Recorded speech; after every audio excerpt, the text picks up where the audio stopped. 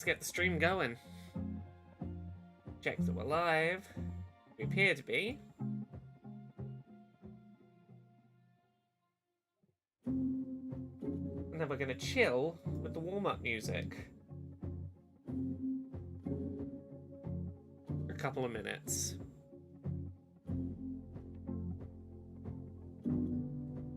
Give people a minute to arrive. With this lovely chill warm-up.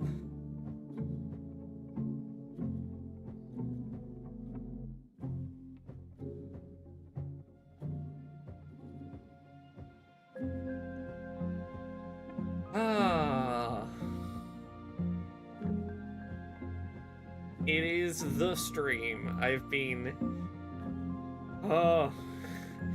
at least... I'm gonna say 10 months I've been bubbling about this. Just like, oh, it's the year, it's happening. It's happening this year. It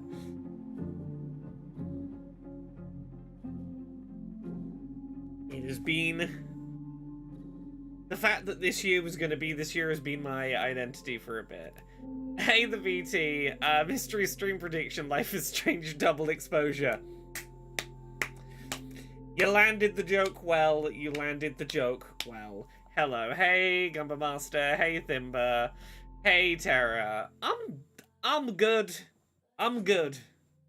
I'm better than I was on Monday night. It's been a roller coaster of a week, but I'm doing good. I can finally talk about this. Over the last...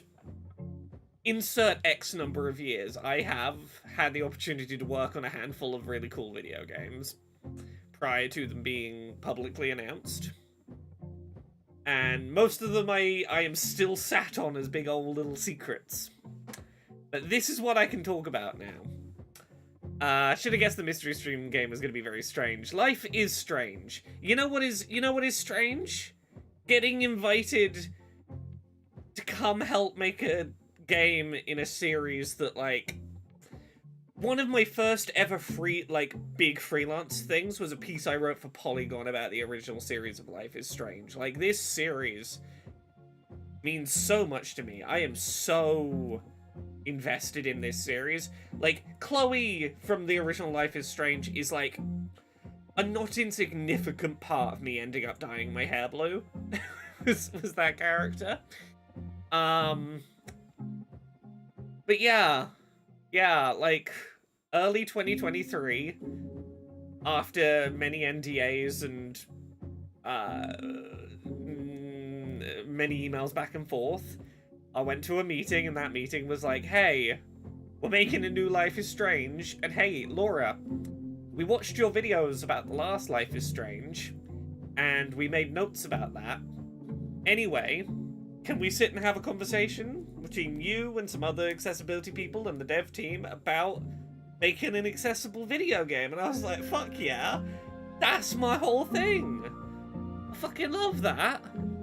Fucking love telling people how to make their games more accessible. I will take your money in exchange for telling you how to make a more accessible video game. And then sit not telling anyone about it for a couple of years. And then get to play it and be like, that game's more accessible than the last. I helped. Life is Strange Laura edition. How strange Laura will Laura get today? We'll have to stick around to find out. At least you didn't pull a Dan Allen and tried logging into a sock puppet account and posting about it. You have no idea how much I've had to fight the urge to tell people I worked on this. I knew 2 years ago that Max was coming back as the protagonist of Life is Strange. I knew like a year and a half before that first trailer that we were getting Max back. I was like, oh shit, people are gonna have opinions about that. People are gonna have opinions. This is the start of what is going to be an interesting couple of years of me being like, oh yeah, that one. Oh yeah, that one. I've worked on some games, and over the next couple of years, you're eventually going to see them. And I want to stream this one, because hey, the chapters aren't too long. We can probably knock this game out in like 4 streams. A couple of streams now, a couple of streams at the end of the month. And I can talk about the cool accessibility stuff in them. But also, I just genuinely think double exposure is really interesting, and I have a lot of thoughts I want to share about it. And I want to do that whole thing we sometimes do with choice-based games, where chat takes control of whether the story goes off the rails. Trying to think of any similarity between this game and an all pretty run of Disgaea 3. I said it was the opposite of an all pretty run of Disgaea 3 in as much as it's not all a single character, it's a bunch of different characters. It is not a game about, like, big numbers and, like, strategy and mechanics. It's about feelings and, like, strategizing your way out. It's not a long game, it's a short game. In many ways, this is the opposite of an all pretty run of Disgaea 3. I don't think I was unfair to say that we would be doing the opposite of an all pretty run of Disgaea 3. Oh hey, Trick Weeks is in the is in the Twitch chat. Lovely to see you around. Can't believe people log into sock puppet accounts to post about their own games. I, no one in particular, think that's incredibly tacky and unprofessional. You know what? In the couple of years I've known shit about this game, I've had the urge to do the opposite, which is to go post fake spoilers. To make up fake spoilers that are completely not what the game is about, and post them as fake insiders, and see how much I can get completely not what the plot is to spread. That feels like fun to me, is the, like, deliberately point people, like, in the wrong direction. Bellabean, you have indeed arrived before we started. I wanted to give this one a minute before we jumped in, because it's a plot-heavy game, and also this title screen's so lovely. We can just chill here for a sec. Someone, I know some who worked on Homestuck was working on this. Gumba Master, I'm glad you found a Homestuck connection to get you on board with this. Hell yeah. Hey, Artist Synth. Can't believe the whole game takes place in the Chloe is paralyzed verse. Yeah, what was that? Episode 3, episode 4 of season 1? Yeah, that's where we're doing the sequel from. Yeah, like, without getting into specifics, like, when I learned about this game, this game's, like, development code name, like, if I hadn't been told it was Life is Strange, the game's code name would have told me it was Life is Strange. I found out about that whole reality shifting mechanic, and I was like, that's a power system. That's a Life is Strange. I'm doing a narrative power mechanic, huh? Bella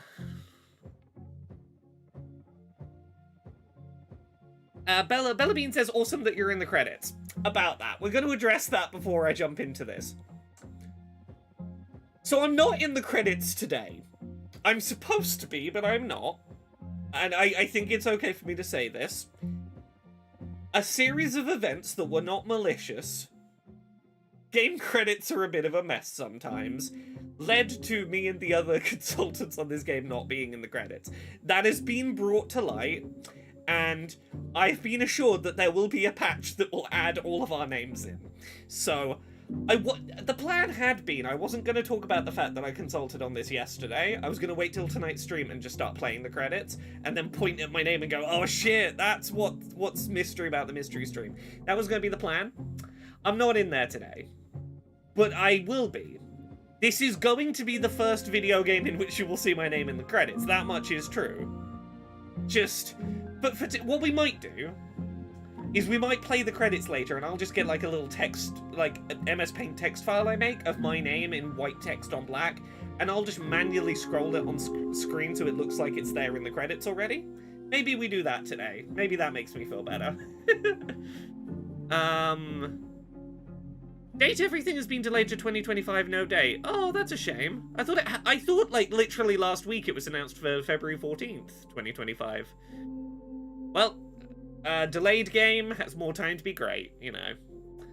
Oh, Terra says, couple of things about Dice Funk. Really happy that Barbella was able to convince someone with a good faith argument. I'm happy with how Barbella's story is doing. I'm glad you're enjoying it. The BT says, by the way, if I was trying to make an accurate prediction, I would have predicted this. It was kind of visible from its absence. I mean, the reason it was absent in the list of, like, my assumption was people would assume the reason I wasn't talking about streaming it was because that IGN article from June kind of complicated, like, I talked about it on stream. That complicated my thoughts about this game for a while. And I assumed people would just write my not talking about this game off as, yeah, Laura, like, yeah, Laura was kind of shaken up by that whole IGN article, wasn't great. Can you tell us, is life strange? I've played chapters 1 and 2, and I can tell you, by the time we've played chapters 1 and 2, I think you will agree that life is pretty strange. Okay. Like you're in MS Paint Adventure. Yeah. Pirate the font they'll be using too. If anyone can identify for me what the font is, if anyone can identify this precise font so that I can sneak myself into the credits before the end of the stream, maybe I do it.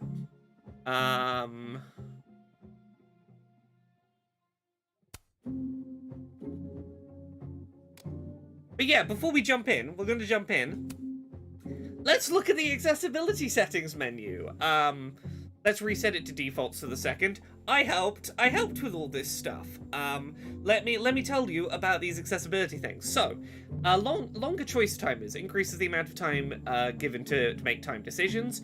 So, you had extended length timers in True Colors, the last one of these, but you could extend the length of timers. You could never make them, like, permanent or infinite. You always had a time limit. What this doesn't sort of tell you is there's some insignificant, like, walking and mid-conversation, like, a casual conversation choices you'll occasionally come across in this. Those are extended and do still have, like, a finite time on them. I think it's, like, 45 seconds to make a very insignificant narrative choice. Anything that, like, is going to branch a narrative, like, a conversation, or, God forbid, is an actual big choice, infinite time, no time limit, which is great. Camera assist. The camera will always stay behind Max without needing to manually control the camera. Camera shake. You can turn that off if you want the camera to shake around less, if you want less sort of jerking about visuals. The new power that Max has quite a visual effect associated with it. You can turn down the intensity of that. If you're doing a major choice, you can turn on a prompt that's like, hey, just double checking. This is a major choice. Did you click the right one? Confirmation step, just so that you don't accidentally, through impulse or a misclick, commit yourself to a major choice you don't want to do. Skip gameplay allows the player to skip gameplay that may be difficult. This includes more complex physical interactions, such as using multiple inputs at once, or gameplay that relies heavily on visuals to solve. Heck yeah. Hotspot pinging. Let's talk about this. Reveals all interaction points in the area after pressing L2. A sound will play indicating where an interaction is in relation to the player. Having your audio set to stereo and using headphones is recommended. You can, via audio, hear where off-screen things you can click on in the room are. / you can make all the things that are clickable in the room show up just by pressing a button. When an interaction spot is, like, close enough to interact with, you can make it make a sound. Button holds can be made into button toggles for your power controls. You can turn on a special UI element for where there are points to use your new power. We'll turn those on. The default here is that, like, when you change to a new timeline, for a little bit of time it'll tell you which timeline you've switched to, but if you want, you can just have it permanently there, so it'll constantly tell you which timeline you're in. Chew! Enables the focal circle. I don't know what this is off the top of my head. I think this is center screen reticle. I'm gonna turn it on. I think that's what this is. I don't remember what this is off the top of my head. I'm gonna turn the adaptive triggers on. Let's talk about content warnings. This game has a shit ton of content warnings, and they're all really specific. You can either have a content warning just appear on screen in the top right and, like, say, hey, that thing you wanted content warnings for is about to happen, but, like, the game keeps playing with no interruption. Or you can make it have a little pause where it's like, hey, I'll, like, pause for a second so you can be ready for it, which is pretty cool. This ties in with True Colors, last game, had some pretty cool stuff for autistic players, such as warning you when bright lights or loud sounds were about to happen. But one of the things about that is, like, there was no option to just, like, tell me that's coming but don't interrupt the flow of a dramatic scene. Now, it's up to you whether it pauses. Like, it'll still give you, like, hey, a bright light or a loud noise is about to happen, but you can have it, like, warn you but keep going if you want the narrative pacing to continue, or you can have it pause so you have a second to, like, tweak the brightness, tweak the volume, etc. We've got warnings for blood, violence, suicide. We'll put suicide one on. We'll put abuse one on. Drug use, sex, transphobia. We'll put the transphobia one on. And volume. So that is your core accessibility settings. We've got a couple of other little bits spread out throughout here. You can tweak some of the individual volume levels in the settings. You can change your fonts. You've got a dyslexia-friendly alternative font that is just a nice readable sans serif font. Look at this. You've got larger text sizes, dialogue subtitles, closed captions, which includes, and this is a big one I talked about with True Colors, the subtitles tell you what song is playing now, rather than just mysterious silence. You have no idea what song is playing if you can't hear the song. Speaker names, subtitle background, subtitle colors, subtitle background opacity. Hint frequency. You can make hints, no hints, less frequent hints, default, or more frequent. Yeah, so this is the thing. I talked about this a lot. So there is a moment that's really important in Life is Strange True Colors where the main character gets out her guitar and, like, starts singing, I think it's a cover of Radiohead's Creep. And if you're deaf, or if you are playing in streamer mode, that song, like, you either can't hear that song or it's muted. And, like, it's like a 3-minute sequence where it's really important to understand, like, the main character is having a really, like, I feel like maybe I'm a shitty person moment. And there's no clues if you can't hear the audio as to what the tone of that scene is. And I brought it up at the time, and, you know, I can talk about this because they publicly gave a statement at the time that, like, I talked about, and this got picked up by some news places. The reason why a lot of games don't include either song names or song lyrics in captions is because they don't want to pay additional licensing rights to songwriters, which is like a whole separate thing you've got to license. And I made a big point at the time of, like, this is an accessibility thing. The bare minimum thing you need to do is have the name of the song and the artist, so, like, if someone knows the song, they'll know, and if they don't, they can Google it and they can work out the context. Ideally, you'd have the song lyrics on screen. If you can't do that, at least tell people what song it is that's happening. That was one of the things that, like, I was really hot on them with the last game, and they made a change in this game based on that. So that's at least, like, I don't know how much I can tell you of, like, I don't know if I can tell you how many of the things in this I had a hand in, but that one I had a pretty public back and forth with them before consulting, so I can tell you that one. I'm pretty confident I swayed songs showing up in the credits now. That's what I can talk about. So yeah, let's jump in. We'll invert X and Y. Right, I've been prattling for about 20 minutes. Let's jump in and play Life is Strange Double Exposure, which there's going to be a lot of points in this where I'm going to stop and talk about things, because I personally have a lot of opinions. What do we want to dress up like? Let's have the little kitty cat sweater. Let's go for that. Stanbury on DA font. Heck yeah, Bullabean, thank you. Let me know if the volume's okay. I might need to, I guess, turn the game slightly down.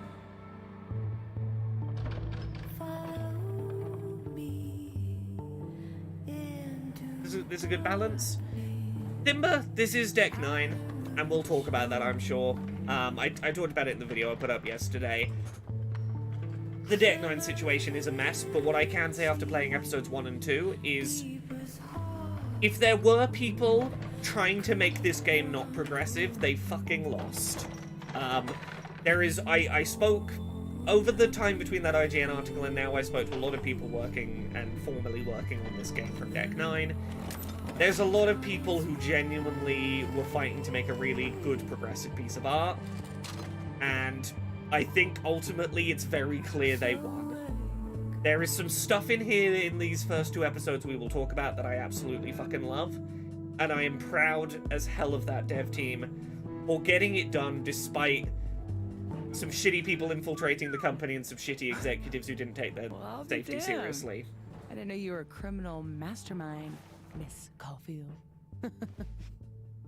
There's a lot you don't know about me. Truly, is nothing easy? How do we get around that? Bro, turn this up. Smidge. I'm not despairing yet. Let me take a look. Oh, this game is gonna get some shouts of woke, and, it's a Life is Strange game. They've gotta know that, like, woke is this series' whole, like, bread and butter, right? Yeah. Easy peasy. Sure about this? Positive.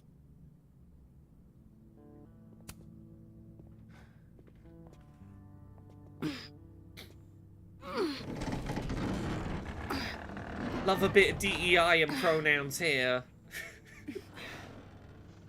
Pronouns. Many of us here in this chat have them.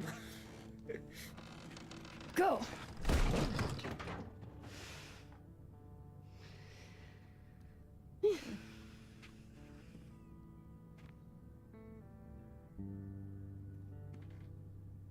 Talk about descending into the mouth of hell. So glad you told me about this place.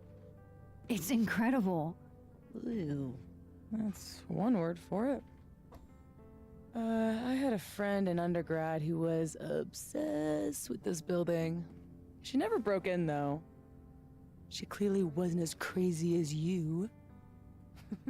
Urban exploration is kind of my thing. I can't see a busted old place and simply not go into it. What is it about empty spaces? Hi in the YouTube chat says, I heard the pronouns came free with my Xbox.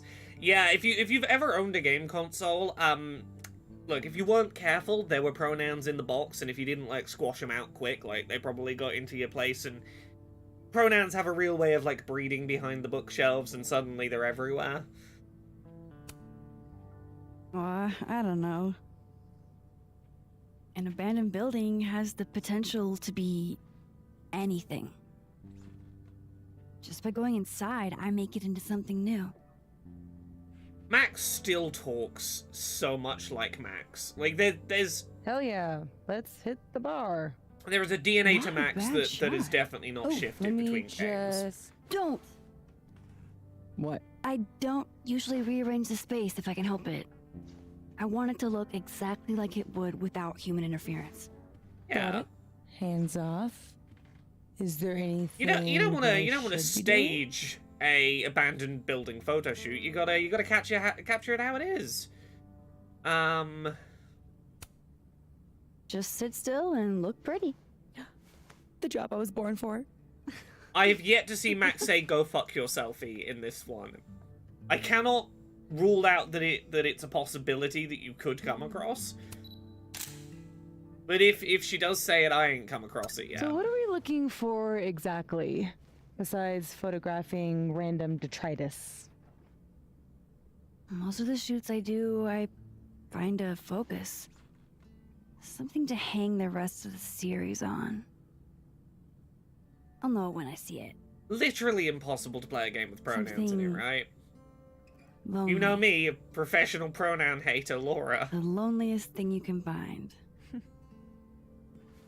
Gotcha, boss. Yeah, so for a little, like, context, we're playing as Max, the protagonist from the first Life is Strange. Asbestos. It is... I'm not exactly clear, like, I don't know a precise number of years since the first game, but I can tell you she's now like working as a university lecturer. She's teaching students in a university rather than being a pupil. She's no longer studying at university. She's one of them teachers now. Partner in crime. What are you smiling about? Nothing. How old did you say this place was? I think it was built in the 60s, but it only closed down like a decade ago. Really? It looks like it's been I abandoned. do love me exploring an half a century. abandoned place. Maybe the tackier something is, the faster the rate of decay.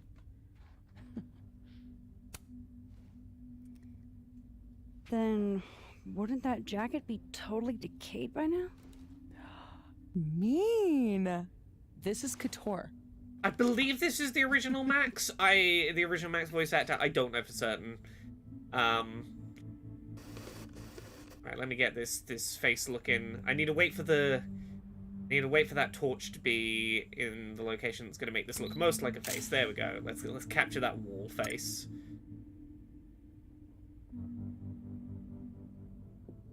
Right, a liberal college professor. How dare. How dare. Oh yeah, at any time, you can press left or right on the D-pad to bring up your current objectives, which is neat. No internet connection in here. Okay, we can't talk about that yet. Cool. Hail Satan. Edgy. Ready to pledge yourself to the Prince of Lies? I says, I love that she got her dream camera. God, I haven't right? been bowling since I was little. What's the benefit of becoming John like Whittle's a my teacher if you birthday. can't get the cool tech? Weird kid. Okay, yeah. Fun party, Max's actor is the same. Yeah, It was cool. an ice cream cake.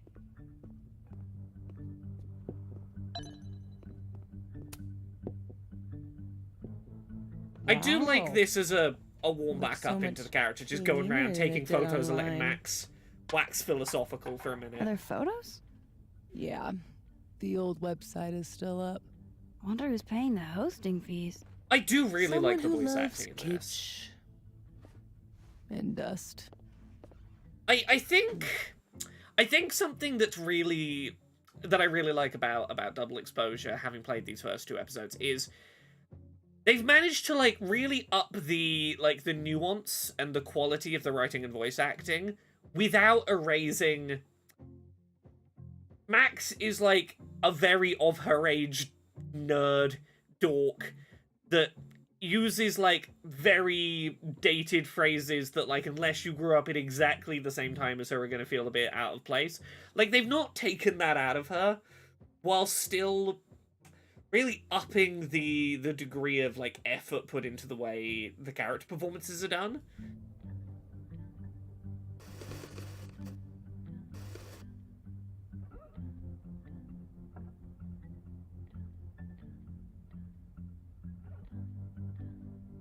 Let's take that. Figured out what your focus is gonna be yet? Not yet, but I'll know it when I see it. Good thing this building isn't on campus. My mom would definitely have had it razed to the ground by now. Yeah, so for these like very unimportant conversations, this is the length of the extended timer. It's a completely like not going to change anything choice, and the timer that is there is a good amount of time to make this kind of choice. Anything more important than this, zero timer. They just take the timer away entirely. Just wanted to give a sense. There's plenty of time. You're not being rushed on the few choices that do have a timer. Think of the expensive new lit building she'd replace it with. For sure. Expensive, new, and inoffensive.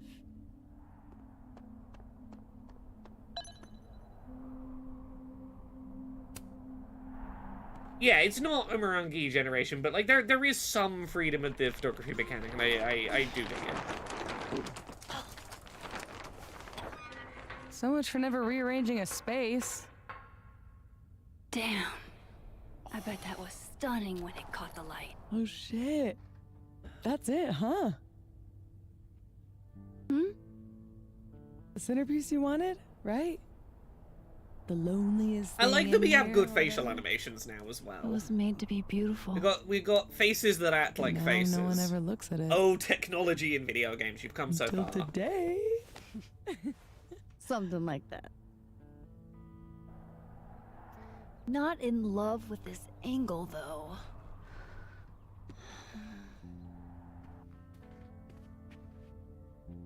There. Help me find a way up? You got it, boss. So, for anyone wondering, hey, does Max still have all those time rewinding powers from the first game? Let me try pressing the button that you would have used to rewind time in the first game. Rewind hasn't worked in years. But still, old habits die hard. There's your answer to that.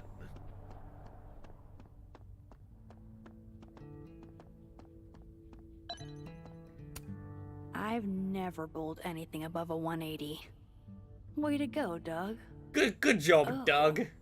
Oh, Doug, no. Well done, Doug. Oh no, Doug. I love this goofy fucking mascot.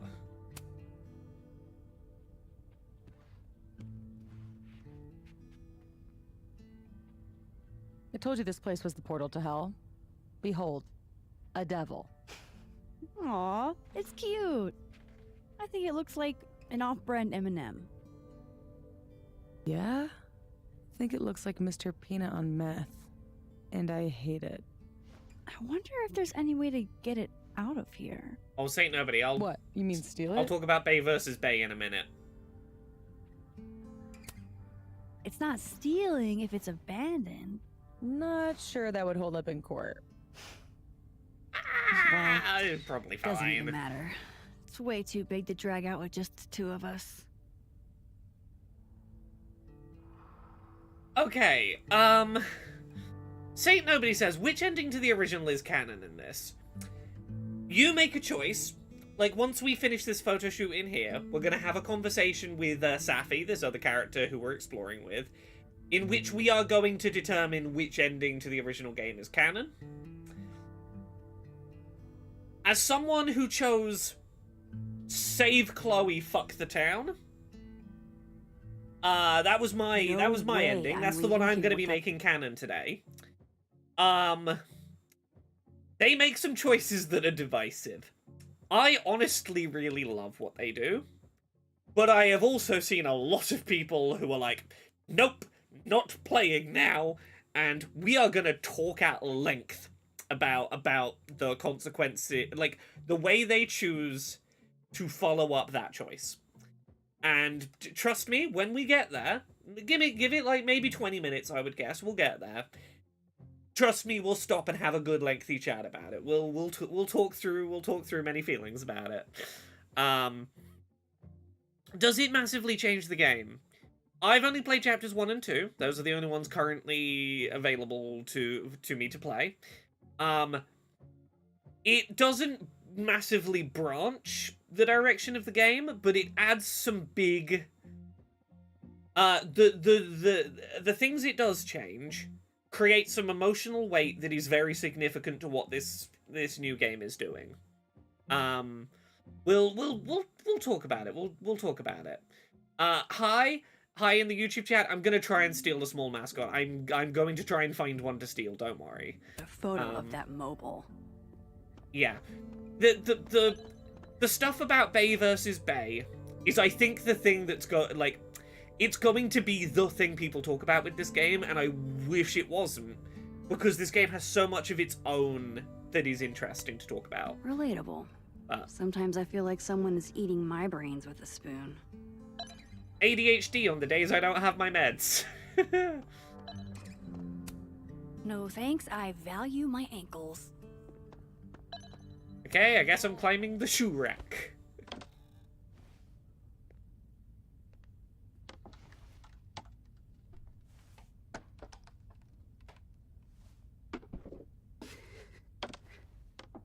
Did Max canonically overwater the plant in her dorm room? I don't know for sure, but I can tell you plant watering You mechanics okay? are back. Plant Damn. watering is still a mechanic. Yeah, I'm fine. That could have been bad. See, this is why you need an assistant. In case you break your ass and need an ass ambulance. Safi's great. I Go love get your shot. Let Safi me so much figure out how to get already. you back down. Like, I Armed and ready. was worried that this game would struggle to make me care about new characters the way that I fundamentally cared about, like, you know, I think of Max, I think of Max's relationship to Chloe is the thing I care about. Very quickly, like, Safi worked her way into my heart real quick. Anyone who offers to call me an ass ambulance if I fall on my ass is like, yes. What if I need an ass ambulance? You Let's need someone find there that to call shot. the ass doctor for you. One day. How are your parkour skills? What? I said, how are your... What? I said... You're fucking with me, aren't you? Little bit. I'll keep looking. I wish I could do my eyeliner like that. And my hair. Ain't no rule that says a carousel horse can't bowl. The stoner gnomes. The gnomes smoking weed really pull the place together. I've been looking through this game for ideas of stuff Okay, that I would maybe time to- want to get done as a tattoo. And there's, like, really iconic visuals in this I could use that are, like, very telling of this game. But part of me is like, Get that photo. I could get a Smoky Gnomes tattoo.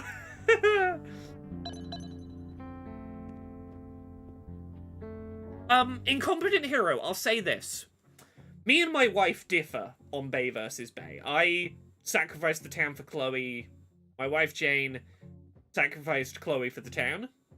And as someone who is a diehard, like, if you gave me that choice from the first game 1,000,000 times in a row, I would choose to save Chloe every time.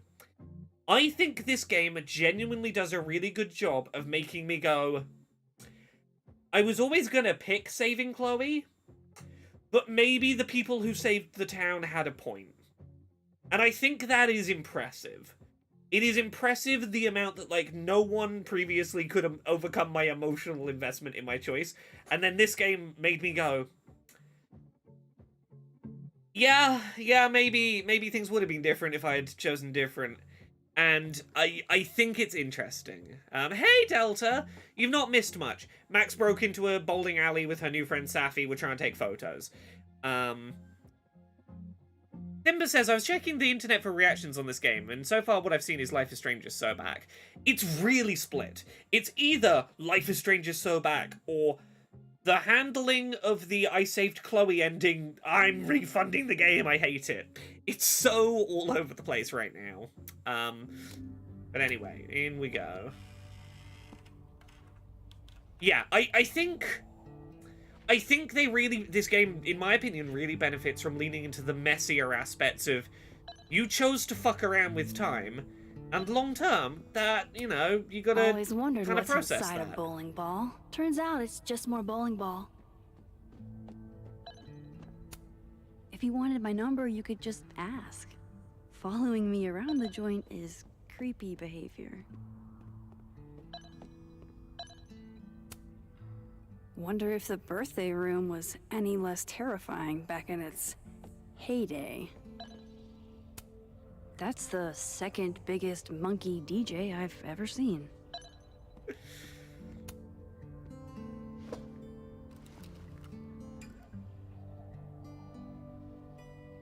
Yeah, as much of that bowling alley in disrepair in the frame as I can for this. I think that works. I like that as a picture. I like that framing.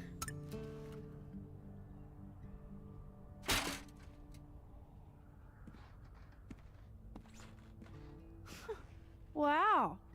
Ballet service too? This place is bougie. Oh shit, Please we got remember a to Jesus tip spot in the your YouTube ladder chat driver. tonight. Did you get your shot? and let's get the hell out of this death trap. If God asked you why I should let you into heaven, the only answer is because Jesus died for my sins. Well, bot. I hope he takes. Sorry, you gave me the wrong character default. Like, you fucked up, God. Sorry about that. Hope he takes that as an acceptable response. Tee hee.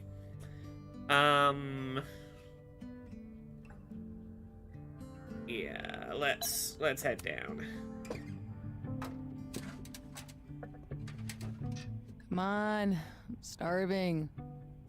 This loneliness makes me want a sandwich. Oof. Beautiful dismount. Check this out. It's perfect. The following gameplay contains scenes of loud audio. Hey, it's that setting from True Colors. You see it's pausing the game to give me a second to turn down the volume should I wish to do so, to not be overwhelmed by a loud sound. It doesn't have to pause the game. That's now a toggleable option. You could just have it say, hey, there's a loud sound about to happen, like up in the corner, and not pause. But there's an option to pause. This is functionally how the content warning stuff works, which I think is cool. Oh my god. What? And I like that it doesn't tell you like the instant the sound's about to happen. It's like, we're telling you early enough that you can contextually work out where the big sound's gonna come. Right? Look at all this cool accessibility shit. This is what happens when you invite Laura to look at your game and tell you how to make it accessible. Bullshit like this happens. Hey devs, invite me to do this for your game. My mind. Turtle? Turtle. Can I mod it to say RIP users headphone users? I guarantee you could get the PC version modded to say RIP headphone users. My powers. Yeah, I helped do this. Like That's okay. We will. Sorry, Chloe's talking. I'll talk to you in a minute. Yes, I helped like 2 years ago. Helped accessibility consult on this, which is pretty cool. Oh yeah. Yeah. I mean no. Okay, here is where we're gonna talk about Chloe. Just thinking. We're gonna talk about Chloe now. For everyone wondering about that.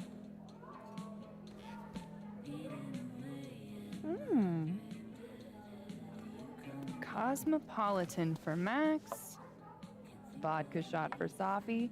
Very on brand in both cases. Perfect. Thanks a ton, Amanda. Max has really grown up. She's grown into You herself. look really good today. You think so? I switched shampoos. Oh. This game wastes no time sure getting about gay.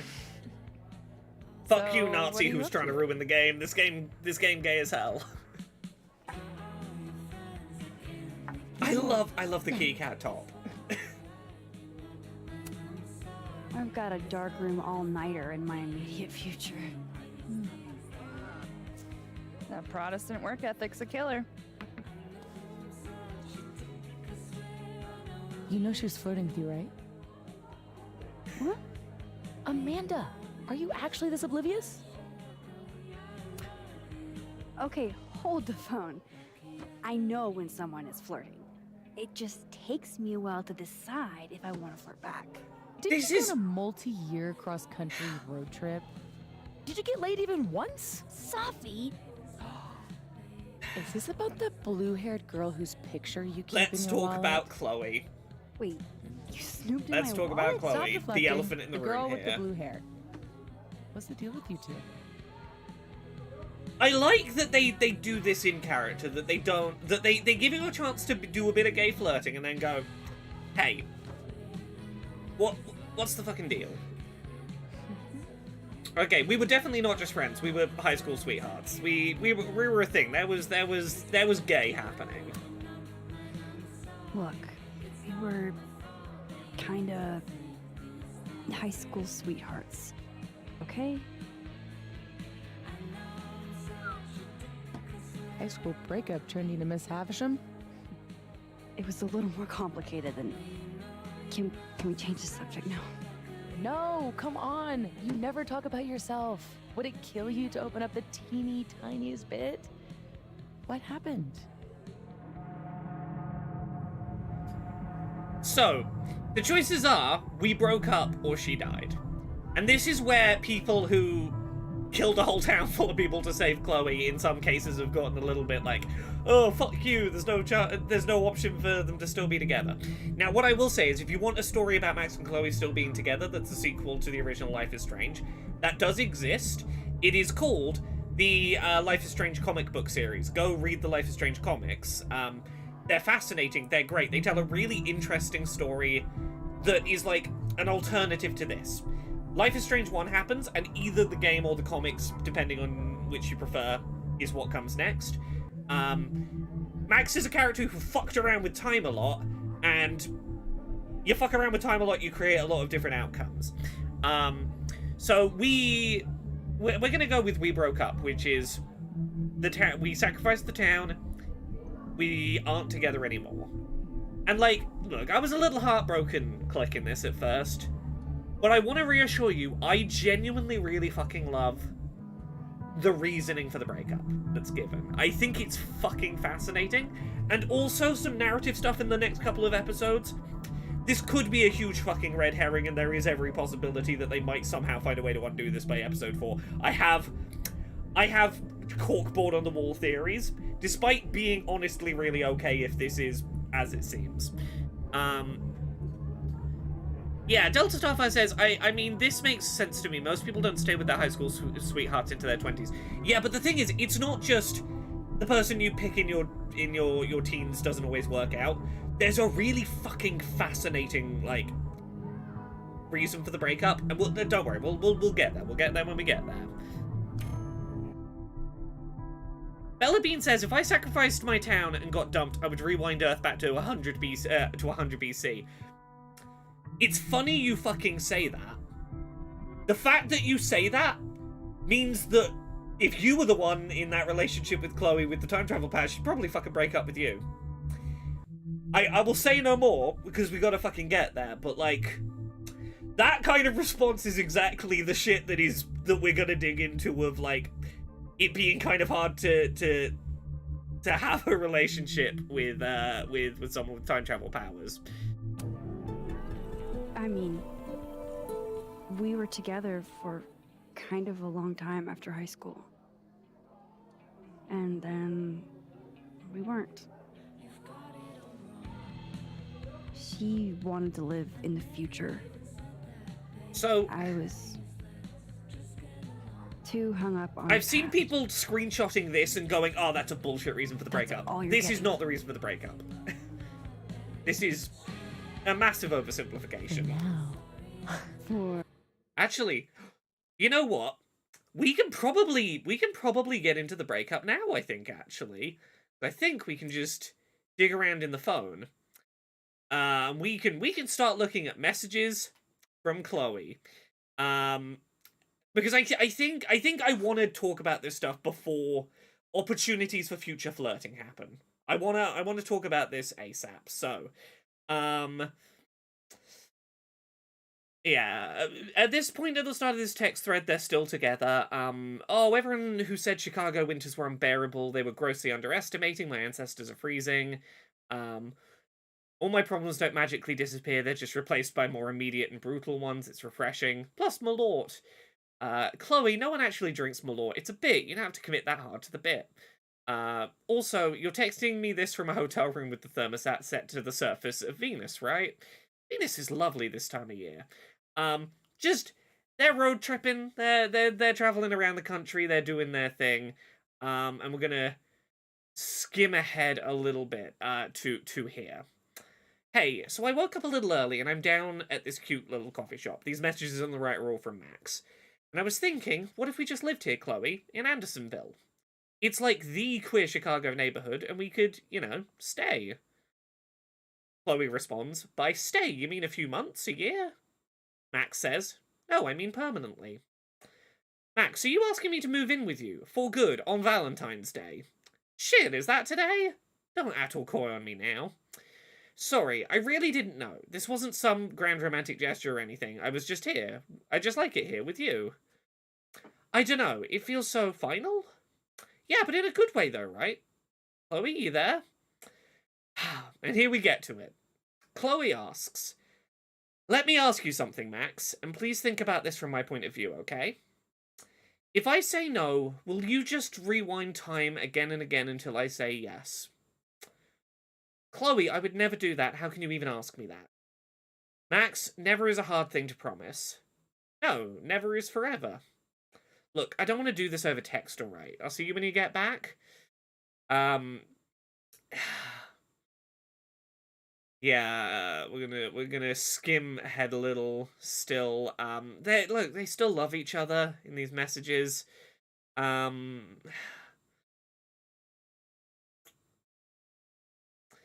Yeah, so let's talk about this. There's more stuff we will get a chance to dig into, but I think the big crux of their breakup is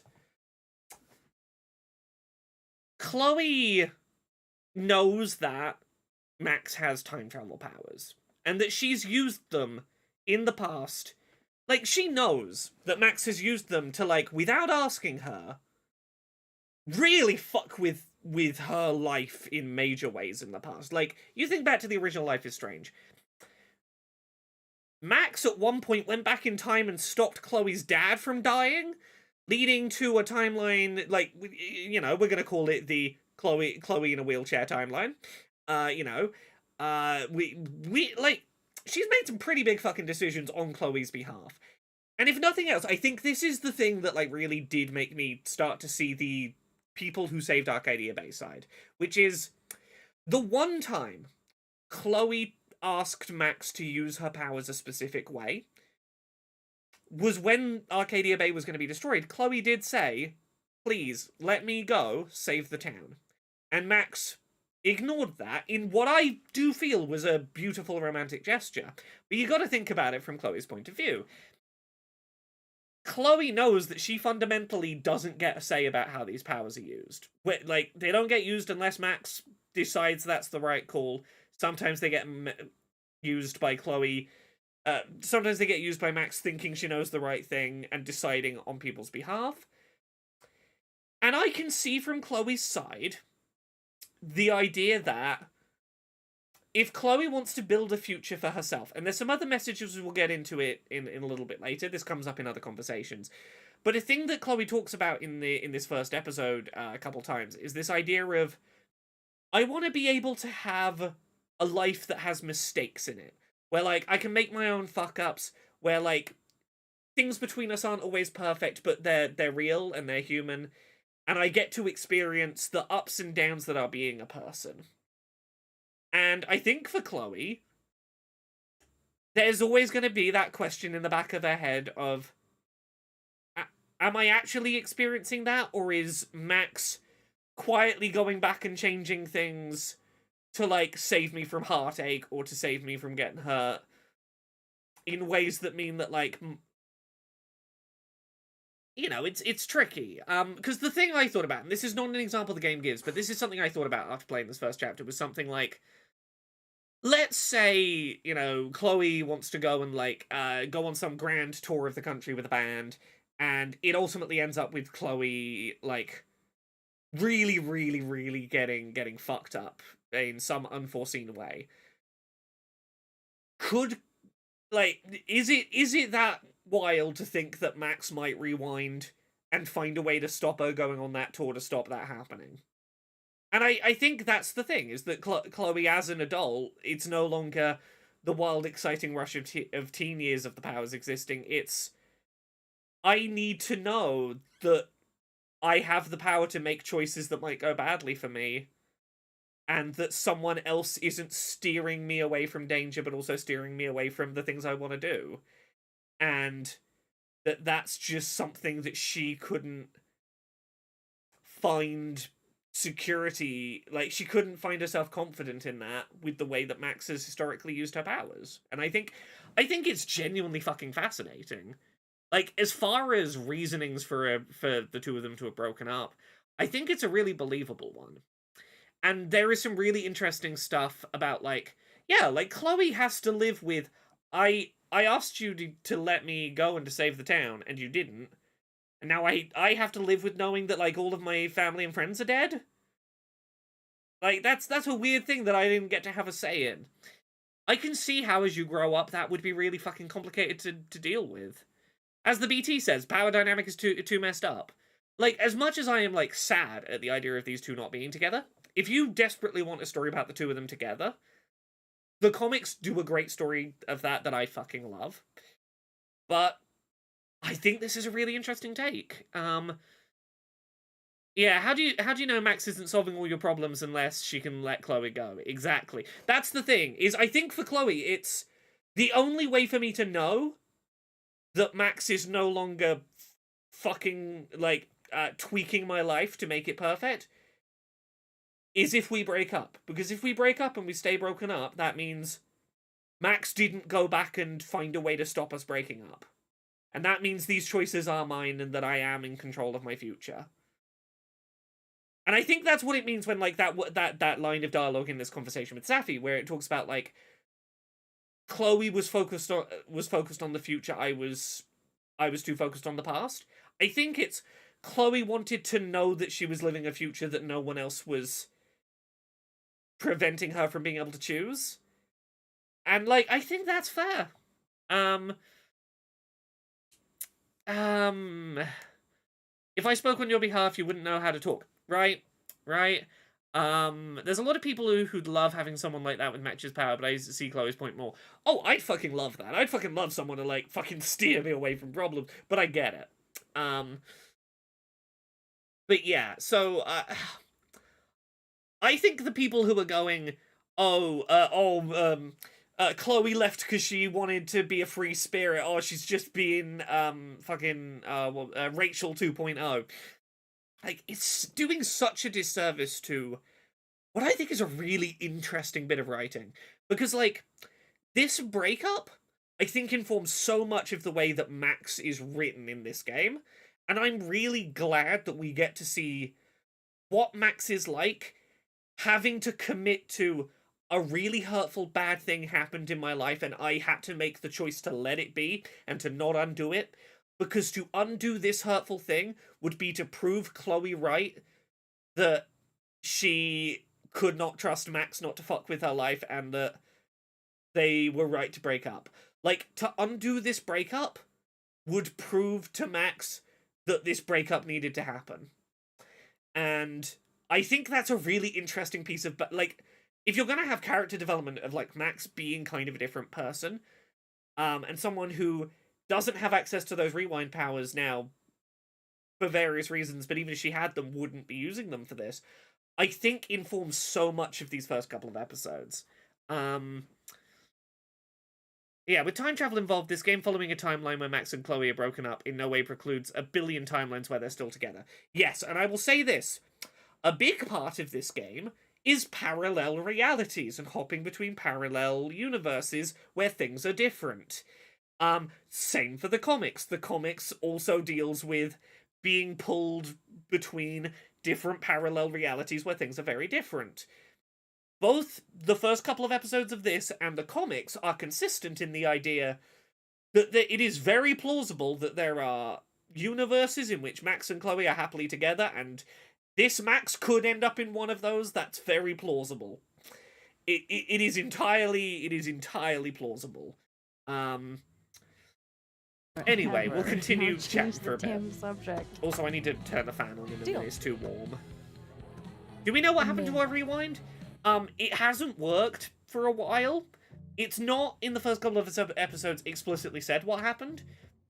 My thought is she got my assumption, and this is just like fan fiction here.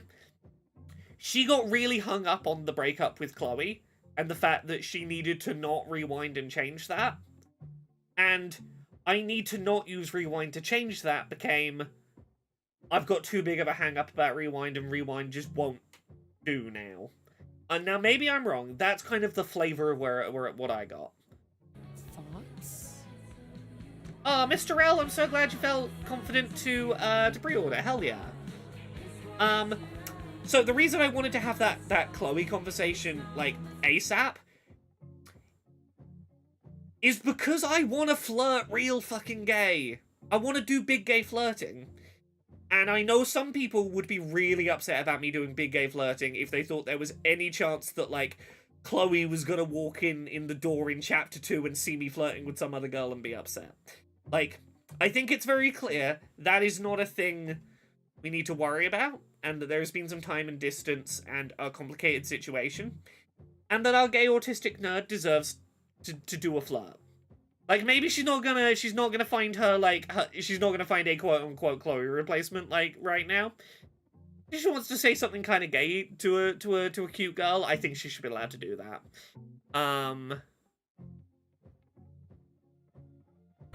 Anyway.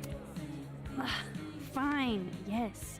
I have a big, stupid crush on a hot girl. Also, the flirting's really Let's cutely have a acted and written in this.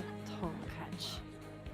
That's the thing. I think Chloe Have a would still be look, proud of doesn't Max have for to be flirting. I think A she'd still be softie. like, I can fuck help yeah, you I'm so glad navigate your the life is going complicated great. waters of love. First step, talk to her. About what? What do normal people even talk about? Mostly gas prices. But we're aiming a little bit higher. I mean, go look around. She's responsible for half the decor in this place. Learn what she likes. Yeah, Safi's such a Yeah. good wing gal. why the hell not, you know? Okay then. What do normal people talk about? That is a very autistic question to ask, right? Yeah, down your high femme sparkly pink Time to go be drink. normal. Time to go be normal. Max is written as such a relatable autistic lesbian in this. I fucking love her. She's wonderful. All I have Awesome to do is pawsome. find some things Amanda likes and then talk about them. I can do that. I'm so fucking old. No way. The soup future is in my hands. The soup future is in my hands. All I have to do is find some things Amanda. Don't stop being fucking cheesy, Max. I've You're never been great. able to say no to a good lagoon. Yeah, we're making the peanut soup. This will be the big choice that changes the game. Yes, big gay flags everywhere, murals in the trans flag colors.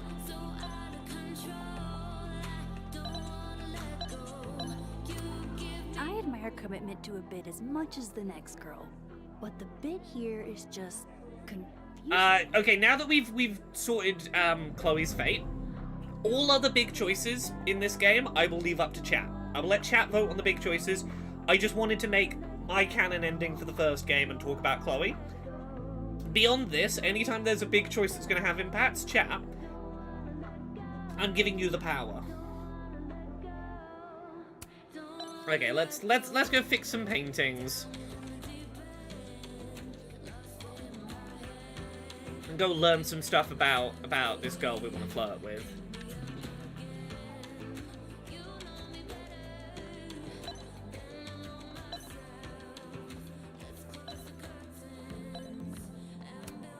Oh man. Worst pickup I want lines to get this on the bad week. Pickup line board. I wonder if anyone here knows any good ones. Let's get on a scoreboard for pickup lines. Do you have kidney stones? Because your body rocks. Hey baby, if you were in a book, you'd be fine print. You must be a bank, because you have my interest, and I have to wait in line to talk to you. I want a bad pickup line. Safi, help. Advise me on pickup lines. Tell me you've got a terrible pickup line to share. I think it was 2022 Delta, but yeah. I need a campfire because you're smoking hot and I want some more. Oh, I will do a s'mores pickup line. Thank you, Safi. You're a lifesaver. Okay, let's see if we got any other paintings to fix.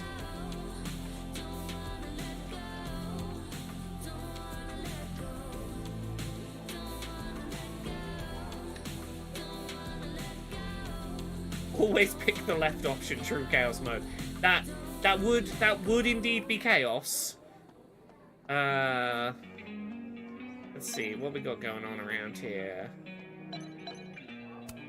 Jeez, Amanda has a huge family. Oh, Wonder what that's what's like. that one? Yes, if I could rearrange the alphabet, I put I and you together. I put you and I together. Amanda recommends misery cult, huh? I can work with that. I should be able to break the ice now. Not that having more to talk about or more Go fix more art.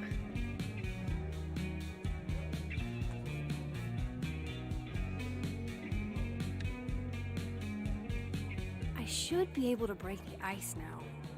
Not that having more to talk about or more pickup lines for her chalkboard ever hurts. Good beer, good ethics. What else could you ask for? Hooray! It's a local. It's a co-op of a bar. Hell yeah! How do you do, fellow kids? What brings you two to the Turtle tonight? Fearless leader put us on duty. Oh, that's right. Must be exciting, being in a secret society. Yeah, very exciting. Join the Abraxas Society, where you too can become a prestigious artist. And hang posters for Vin's party. You'd think he'd have freshmen for that.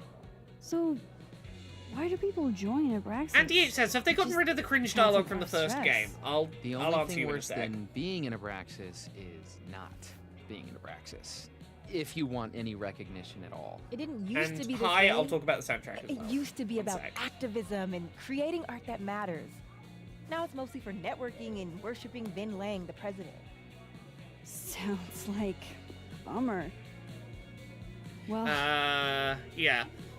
good luck, you guys. Bellabean says this hasn't been cringe to me. Here's the thing. Max is still occasionally cringe, but, like, in the first game, the game thought its dialogue was very cool, but it was very cringe. Here, the game knows that, like, Max is a millennial who, like, unless you're within, like, 18 months of her age, she's gonna be a little cringe. But, like, the writing doesn't expect you to think she sounds cool. It expects you... Like, it's from the perspective of, like, any of her students, any of, like, the students here at this bar are gonna hear her and go, yeah, she's one of them millennials, huh? Like, she's cringe in a way that the game is, like, aware of, but not... The game doesn't hold her cringe against her, but it does go, we're not gonna pretend she's not a bit cringe, but, like... Who here isn't? And with regards to the soundtrack's been wonderful so far. There's been some beautiful music choices that I have put in my music rotation since playing. $10 she asks her out. Just checking I flipped all the art pieces. Oh, Ah, undergrads.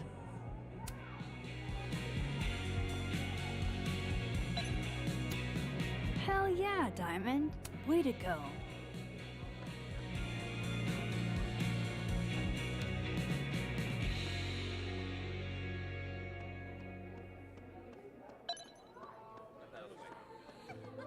I think I'm probably good. I'm probably good. Ah, yes. The telltale signs of a 10 coffee Look, doll. I liked the cringe dialogue, and that's the thing. I don't think the spirit of cringe is gone. I don't think the I'm spirit... ready to talk to Amanda, Yeah. but it might not hurt to keep learning about her. I don't think the spirit is gone. I don't think they lost the spirit of cringe. Fuck it, let's go for it. I think I learned all I need to know. Ugh. Julie called off, so I haven't gotten a single break all shift. My bladder's about to explode. Go, pee. You can talk to me later. It's a fabulous idea. Don't go anywhere. That's the third glass this week, Reggie. I got this. Bathroom. Yeah, she tells an My anecdote in little episode 1 angel. about being a kid, I owe you. stomping on her Barbies pretending to be Godzilla, and I'm like, yeah, Out that's... of the way, freshman. Reggie's lucky I'm not gonna make him sweep up the glass. Come here, my sharp little friends.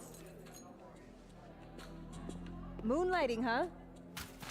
Hey, photography's a tough industry. Oh, Thimba, that's really great to hear about the Humble Games devs finding a new home. Yeah, I wasn't on stream on Monday, but I'm back now. I'll be honest. Next time, remember. Yeah. The class goes on the table. I'll be honest. Not streaming on Monday night, at least in part, was I discovered on Monday, about a day before this came out, that like me and the accessibility people had been left out of the credits. I was having emotions. I needed to do the work to find out, like, hey, were we deliberately left out, or like, you know, was this a non-malicious error that happened? And like, it's all sorted now. But at the time, I was like, I wasn't in the best place for streaming, because I was like, I'm finally gonna see my name in the credit. Oh, I'm not in the credits. Got feelings, but it's fine. All good now. Got to the bottom of that.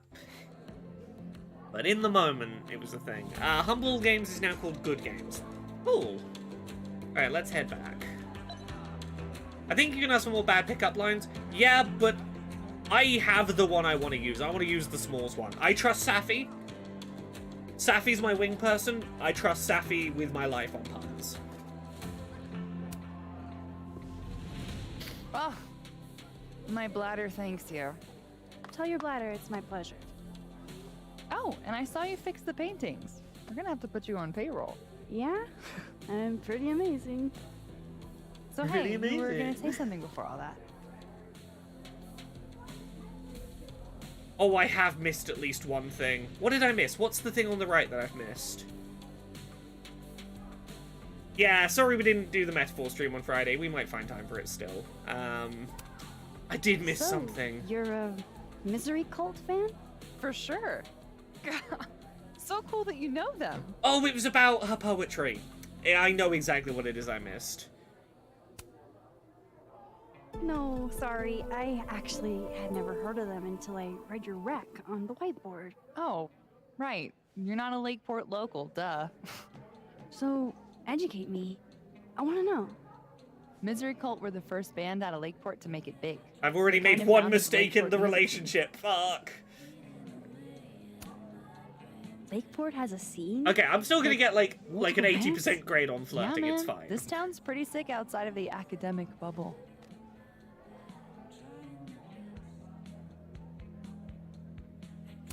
I think it's gonna be the Those pickup line that photos on seals the it. wall over there. Is that your family? Yep. All 6 of us, my poor mother. I love those goobers. Plus, I'm the oldest, so they have to do what I say. I gotta know what the deal is with the pickup lines.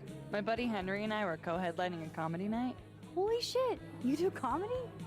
And this is the This is the first problem I'm with me hearing about slightly it? rushing because I'm trying to Sorry, get through this sorry. in a Twitch Listen stream. quietly, please proceed. So the whole drive up, he's telling me the grossest pickup lines he can think of, trying to get me to squirm. Dumb bro shit.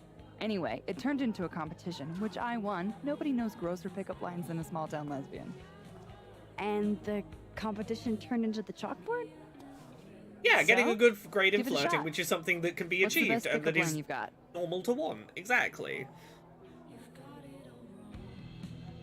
God, yeah, I don't have time for Metaphor-y Fantasio. Doing it anyway. Hades 2 got its big update today. They put back in Dionysus, and he's got a huge bulge. I don't have time for that, but anyway, let's do the pun. Are you a campfire? Cause you're smoking hot, and I want some more. This action will have consequences. Cringe. Goofy as hell. Perfect. You're on the board, Max. Yes! Oh, I take digital lesbianism very seriously.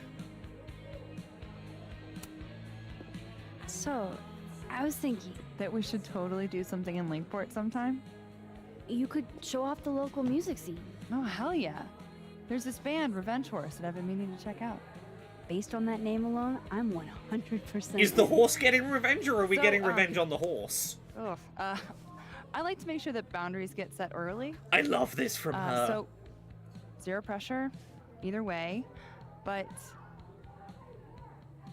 is this a date thing or is this a friend thing? I love this level of lesbian forwardness.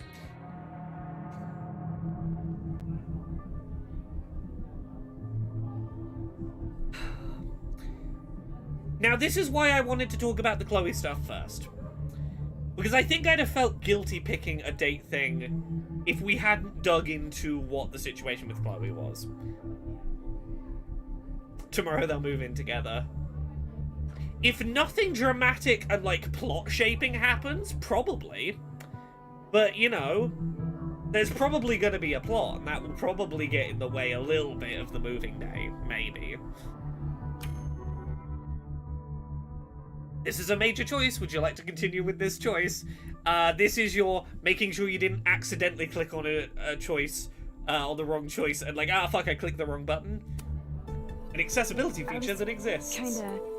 Welcome to this game's accessibility that I helped a little bit thinking with. a date thing. You're really fucking adorable.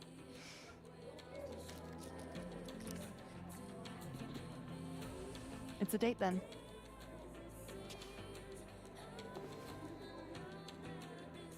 I helped make lesbian dating simulator more accessible for disabled gamers. I'm doing the Lord's work. Productive member of society. How do you feel? I have no idea. The last 10 minutes are a total blur. But Amanda's really cool. Moses! Hey, Moses is also how lovely. was the shoot? We almost died. Moses is great. I love Didn't Moses. almost die. Yeah, 'cause I saved us. I deserve a medal. Max has found such a lovely friend group So, in this. what are we doing? The night's young. We should hang out. Just the three of us? Safi, There's Moses. a meteor shower yeah. tonight. I'm conducting research, but it could be fun with other people. You should come, both of you. That's perfect. All we Safi, need is- yeah, her name is Safi. Do you reckon she's sapphic? I had that thought. I did have that thought. She's a mile a minute tonight. She gets this way when she's in a good mood. Courtesy of Madame President, Mommy Dearest. At least until she remembers that I have her credit card. Shall we? We celebrating tonight, apparently. What are we celebrating, Safi? What up?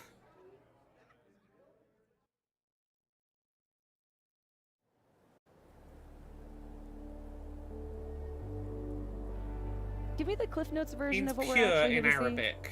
Arabic. Derived bunch from of little a word pieces meaning of to a be shattered clear. asteroid. From 11 million miles Interesting. away. Interesting. This is what I get for introducing you to. That is super cool context.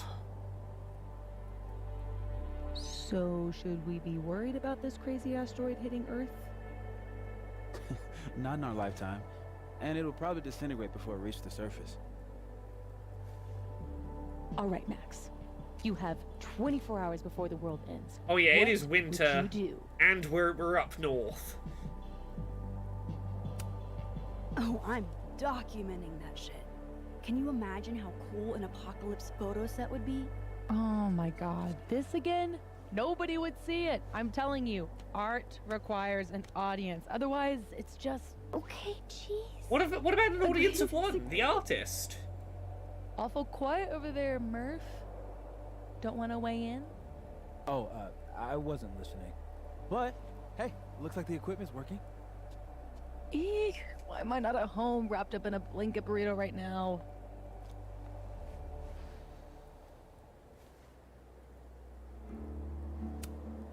Cause despite your attempts to convince us otherwise, you're a really sweet person. And you wanted to spend time with us. Aww. Oh, I brought cups. Figured that was better than passing the bottle around. Like, that's how you know that, like, Max This is the is an best you could adult do? rather than a teen I now. don't work in this building. She's not just picturing for these swigging drawings vodka of out the bottle. Marvin's She's bad like, no, I'm taste. classy. I brought Mine mugs. says, I'm the world's horniest grandma. Grab a mug, Max. Okay, most important choice in the game here. Which mug do we want? World's best hot chocolate that's shaped like a toilet? This is actually vodka that's just a metal mug? Or nerdy and dirty? Let me know in chat. Give me your votes. Vodka, nerdy, or toilet?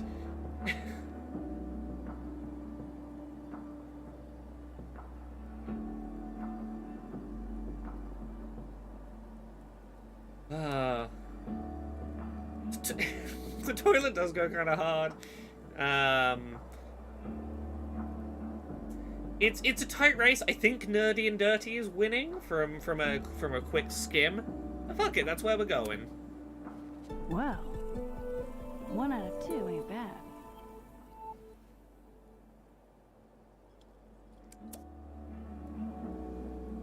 I have some good news.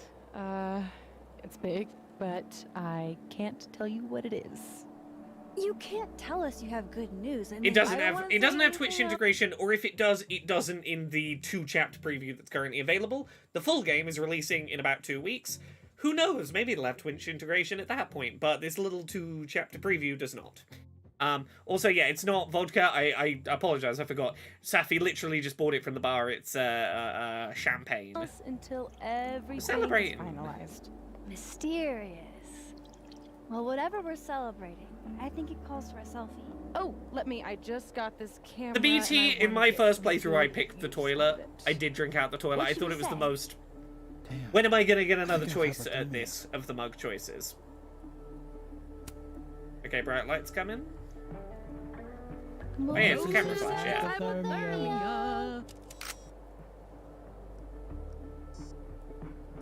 I've got incoming. I'm gonna,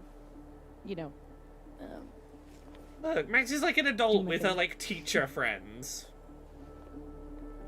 This is good for her. She's in a good Good place. news, huh? You two and your secrets. Oh, I'd How have you ever loved hold a go conversation fuck with each other yourself is mug. Beyond me. I'm Vodka dying to is know the what coward's Sophie's choice good on news mugs. is. Maybe I can somehow convince her to spill. So, I don't know how much I'm gonna, like, dig into all of the messages in here, because, like, there's a lot of just additional reading you can do, and maybe I leave this as a thing that people can enjoy in their own time, like, digging through some of the supplemental lore.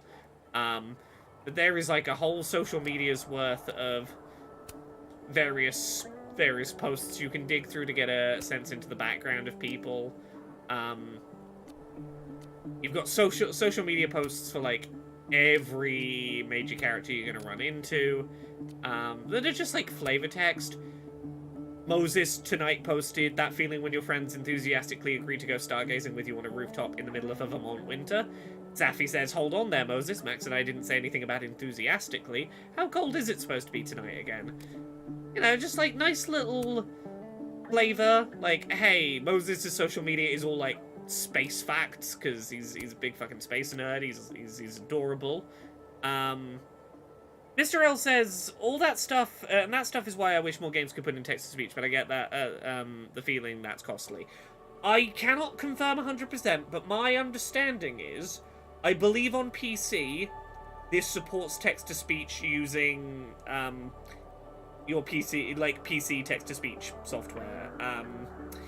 I don't know which mechanism it ultimately uses to get the text there, but I believe on PC you can do text-to-speech interface stuff.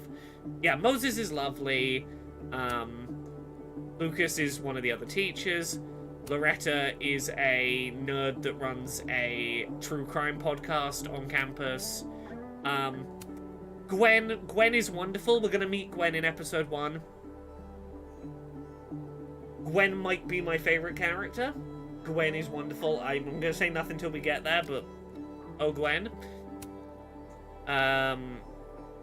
Diamond's a sweetie. We'll meet Diamond more in episode 2. Diamond's a sweetie. Yeah, you can still follow Chloe's social media. Chloe's now doing DIY for doing tech for a DIY punk show with no AC. She's still getting on with decently with Victoria from the first game, which is interesting. The girl we just flirted with at the bar almost pissed my pants. Still landed the girl. Excited for my revenge horse date. Who's the girl, and does she know you almost peed yourself? She does now. Open mic sign-ups. Abraxas Society, the weird secret society on campus. Or the main feed where you can just like find all of the posts and some of them are just from characters that, like, they're not a main character, you don't need to know who they are, but they're still here as, like, flavor text. Yeah, you can follow Victoria from the first game, who is now a disaster photographer, or like a natural and environmental reporter photographer. She's doing real cool stuff with her photo interests. I feel good for her, honestly. I'm glad she got her shit together. Yasmin is the head of the university. I looked at the Final Fantasy outfit pack from the expensive edition. It's adorable. It is adorable. There's also just, like, texts. Actually, we'll talk about the text with Mum and Dad. I think these are one of the most interesting early ones. So, like, they have sent Max a lot of messages since Arcadia Bay got wiped off the map, and Max hasn't fucking responded to any of them, and I get it. But it's a lot to read, so I'm going to read through their text to her. We went back to Arcadia Bay last week. You'd hardly recognize it after it rebuilt. They even made a monument to those we lost. We heard about your upcoming exhibition in Cleveland. Would you mind if your mum and I crashed it? Anything fun planned for your birthday this year? Happy birthday, we love you. Caledon must be keeping you busy if we can't catch you on your birthday. We're thinking of doing a family vacation this year when you're on winter break. We tried calling, haven't heard from you since your birthday. Just want to make sure our girl's alright all the way out there. Max responds, I'll try to call more. It's great, I'm just busy, I'm fine. Can we expect you for Thanksgiving this year? You didn't sound great over the phone. Have you tried talking to someone about the catastrophe that wiped out Arcadia Bay all those years ago? Did Mark Jefferson ever say or do anything to you when you were in his class? We notice things, Max. Anytime we talk about Arcadia or the past, you shut down. We never should have sent you to Blackwell. It's not your fault. You can always talk to us about anything. We're your parents and we love you. Please take care of yourself. I get why Max doesn't feel able to open up about it, because, like, now that she's broken up with Chloe, she's got to deal with, like... And, okay, this is the other thing about the Max and Chloe breakup I think is really interesting, is... Did you save Chloe because you wanted Chloe to be able to live? Or did you save Chloe because you wanted a relationship? Do you still feel confident in that choice to save Chloe, even if you're not with her? And how do you deal with the guilt of sacrificing a town when you're no longer immediately in the presence of the reason you did that? And I imagine that's like a whole fucking thing that you can never explain to people. I get why she's got like really complicated baggage she doesn't know how to talk about. Right?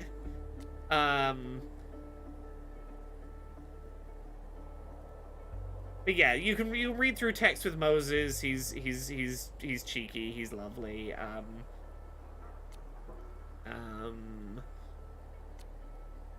Yasmin's are interesting. Let's talk about Yasmin, the head of the university.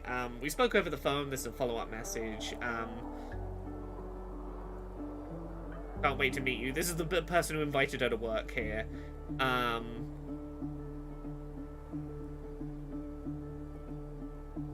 Safi told me at lunch today you were getting along famously. She phrased it more crudely, but that was the gist of it. She's been very aloof the past while, so it's remarkable to hear you've been instrumental in returning her to her old self. So yeah, you and the head of the university got on really well, in no small part because, like, she really appreciates that you've opened her daughter up a lot. Thank you for displaying your work at the Fine Arts Building. I apologize if this is too forward, but Sophia intimated that you might not be returning home for the Thanksgiving holiday. I wanted to extend an invitation to dine with Sophia and me, if you like. It's not a holiday we've celebrated in the past, really, but all the same, I'd hate for you to be alone, and I know she'd agree. This is why I think, like, Yasmin and Safi are so fucking lovely in this. Max doesn't go home for Thanksgiving because she doesn't know how to deal with her fucking feelings of guilt about Arcadia Bay.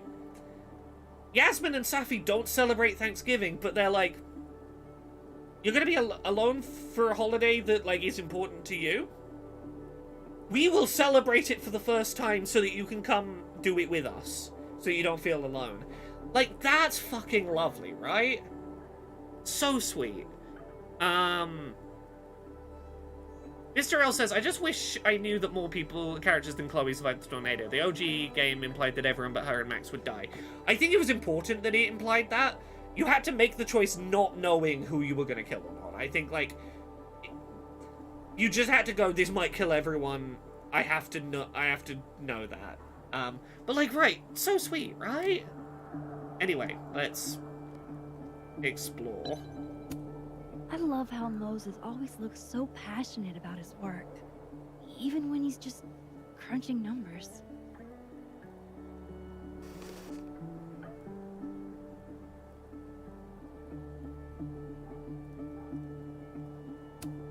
Moses, this is all super cool. Show off a little. That's the photo we're going with him mid-shock before he can show off a little.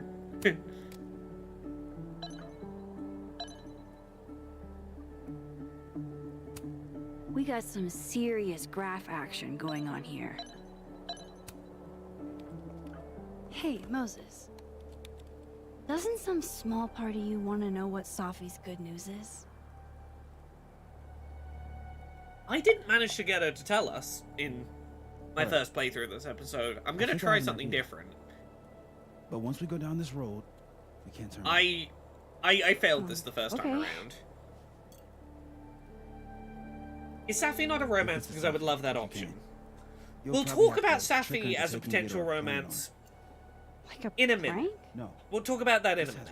Hold that it's more of a thought. game. Whoever holds the bottle cap has to do whatever you say. Well, within reason.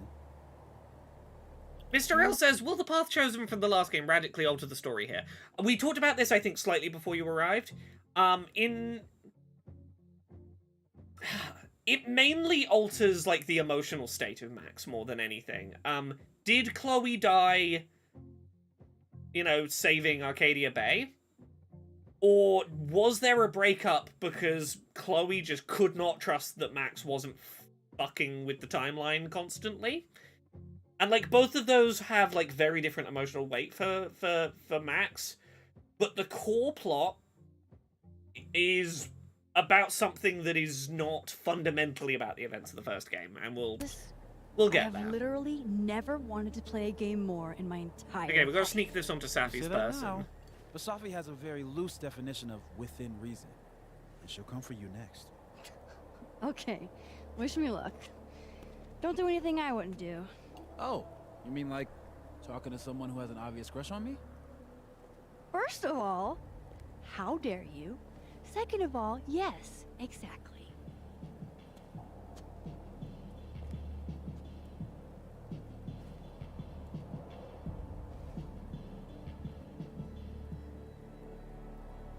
Yeah, there is options of ways to sneak the bottle How am I going cap. to plant this on Safi? And the one I'm going to try is the sour candy. Safi eats these when she can't slip away for a smoke. Thanks for making a poor, bone-weary bartender's night. You're cute. A poor, cute, bone-weary bartender, don't forget that part. Not only can she flirt in person, but she can do it over text too. I'm a woman of many talents. We'll see if you've got good music taste to boot. Don't let Moses freeze. I have a comedy account at the Turtle. No pressure, though. Oh. I had a lovely night tonight. Are adorable. The meteor shower was great too. Gwen is also gay. We got more gays. Gwen and her wife are lovely. I love them.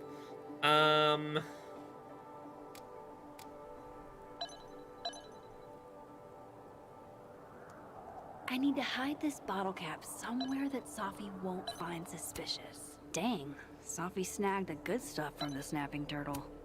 Safi's like bonkers protective of that bag. Usually never let. Could I hide the bottle cap in a snowball? Not sure I want to rely on my aim. I'd only get. Since Safi hasn't quit smoking yet, maybe I can use it to my advantage. There might be some other hiding places up here that could work.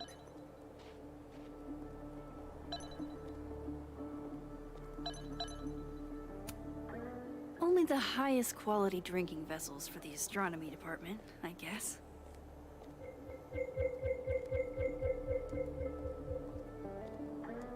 What could I offer to Safi that she'd take?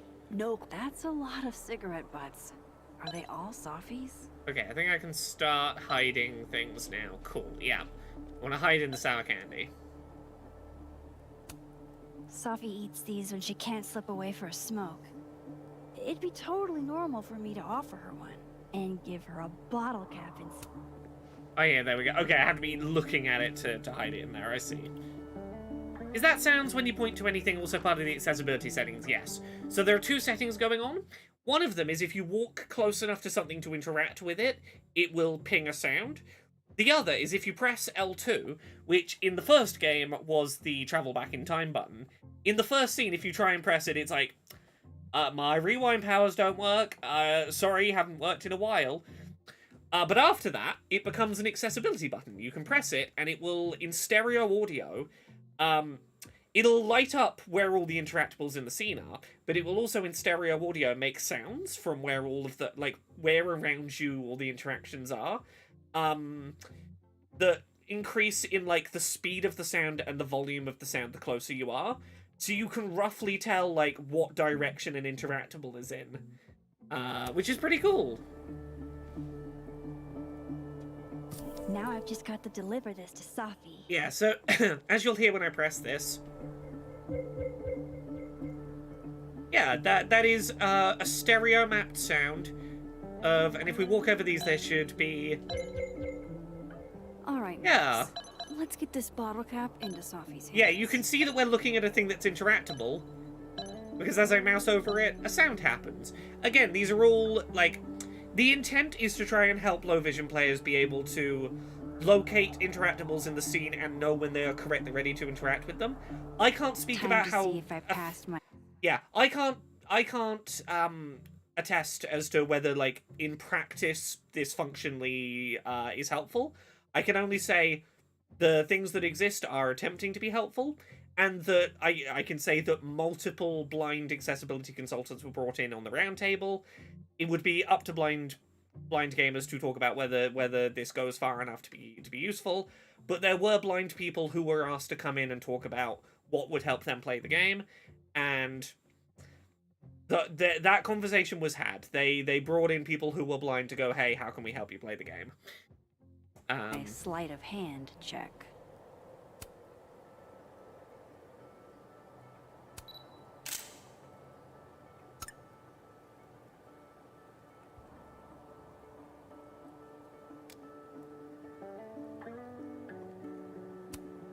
Hey, Safi. Mm-hmm. I'm so proud of so much of the accessibility stuff in this. I got to help make a game more playable for people. I got to help make a game a little bit. Want a piece of candy? There's a few left. Oh, twist my arm. Ah, it worked. Fuck yeah. It's a conspiracy. I previously tried to put it in her bag and nah, she caught me. Come on, Max. Surely you, of all people, would let a girl have her secrets. Okay, chat. Do we let her have her secret, or do we use the fact we gave her the bottle cap to make her tell us? I'll say this: I failed to give her the bottle cap the first time around, so I never got to know what her secret was. But it's up to you, chat. Do we let her keep her secret, or do we go? Nah, rules are rules. Tell us your big deal.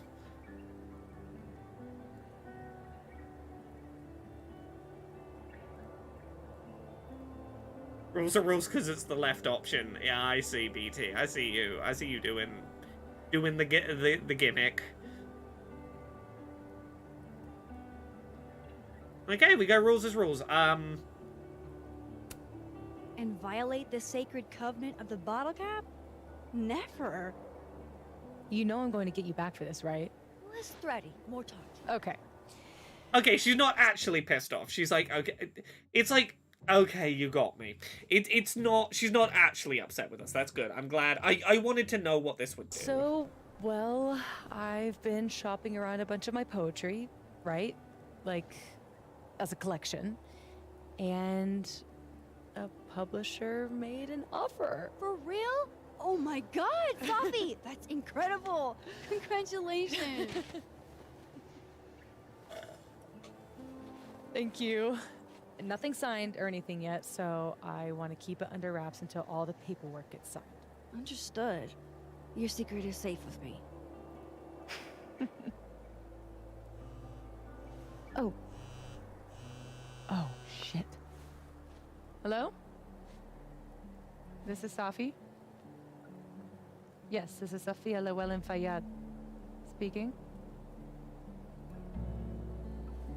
Be right back. Oh, this is so interesting. Having played chapters 1 and 2, I think I might have a sense of what this phone call is now.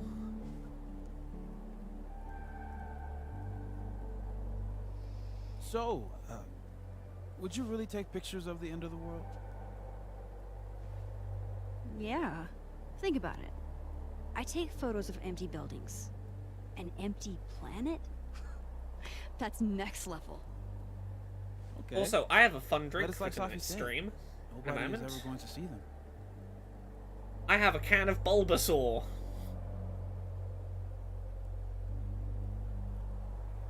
I don't know. I deliberately have paid zero attention to this. I don't know what flavor this is. If you know, don't tell me. I don't know what flavor Bulbasaur is. I don't know if I just know it's a can of Bulbasaur, and I needed to know. Sure, but who cares? I take a lot of photos nobody ever sees. I want to go out doing something I'm good at, you know? Huh. No, nothing. Just didn't take you as a it's the journey, not the destination type. I mean, I guess I'm not. It's more like sometimes you reach the destination alone. And that's okay. Look at that. It's like grape juice, but not like at the extreme end of like American purple grape. Like it's a little more actual grape than artificial grape, but it's on the spectrum Moses between was real right. grape and This is awesome. sort of pretendy grape. Let me wait for There we go. Ooh.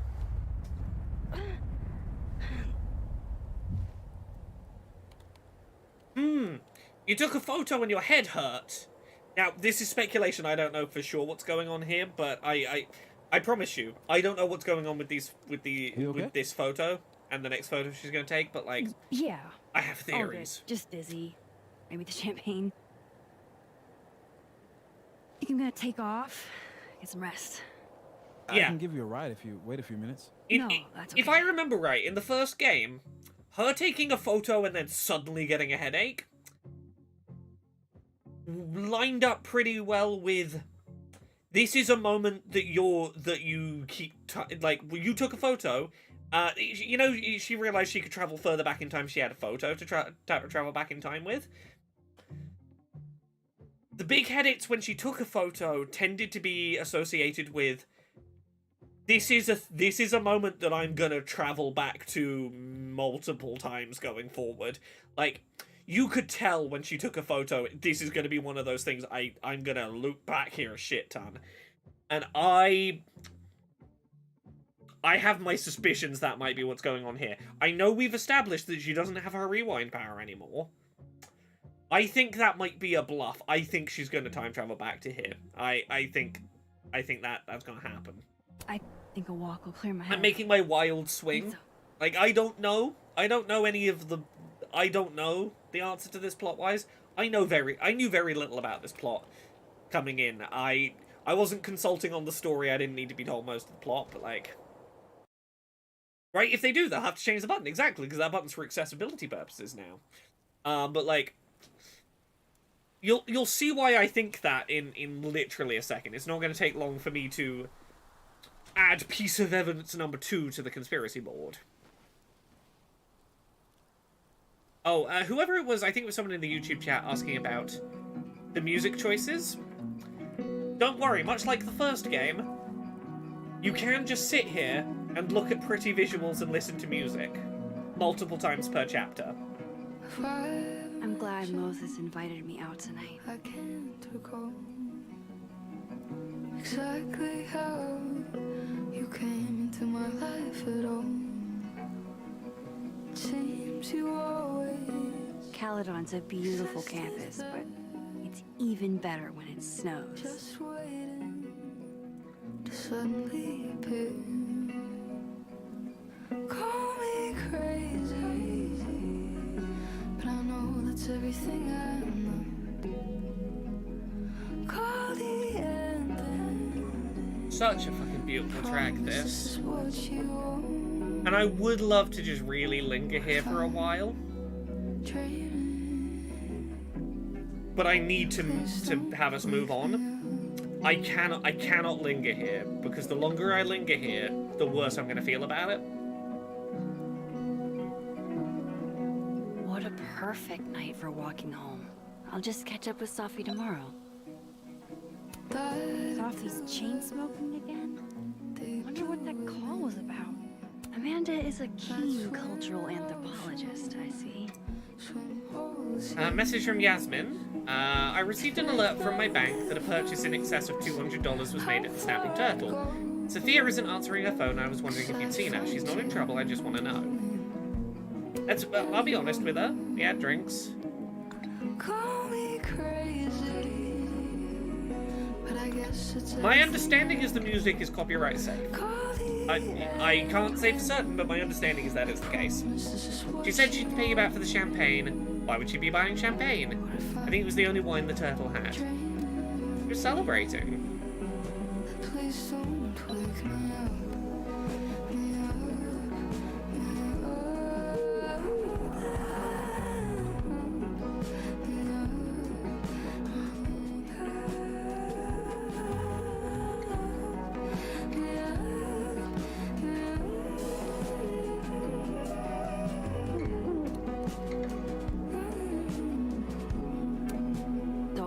A shot like this every day. Wow. You're really watching me, aren't you? Please don't wake me. This is the one that I think about a lot in terms of being convinced that she's going to time travel back to this night. This is not a test. Max! The emergency broadcast system is now in effect. I caused this. I caused all of this. So, I want to be clear. This is not her, like, getting a flash of, like, some different world-ending event that's going to happen and she's going to time travel back from. She's having flashbacks to potentially feeling a lot of guilt over watching Arcadia Bay get destroyed and going, fuck, I'm the reason for this. But also, she's just passed out from taking a photo and been reminded of the last time that she didn't go back and change shit, and that had a big effect. But also... Hey, are you okay? She got a nosebleed. These were, historically, the result of her doing really big leaps back in time. Hey! Come back! I assume those flashbacks are different if you choose the other path. I don't know what they are for sure. I've only done this one so far. I've not done as many playthroughs as I would need to know to answer all the questions. I'm still exploring this. I'm learning it as we go. But Daffy's having a stressful phone call, Sophie. and when I take photos, I okay. pass out and my nose bleeds. Some weird shit's going on. Oh. I feel like I should check on her anyway. Oh, fuck. Oh, I can't tell you what I've just worked out, but I've just I'm worked something sorry. out. I've just clicked something. Something has just clicked and made sense.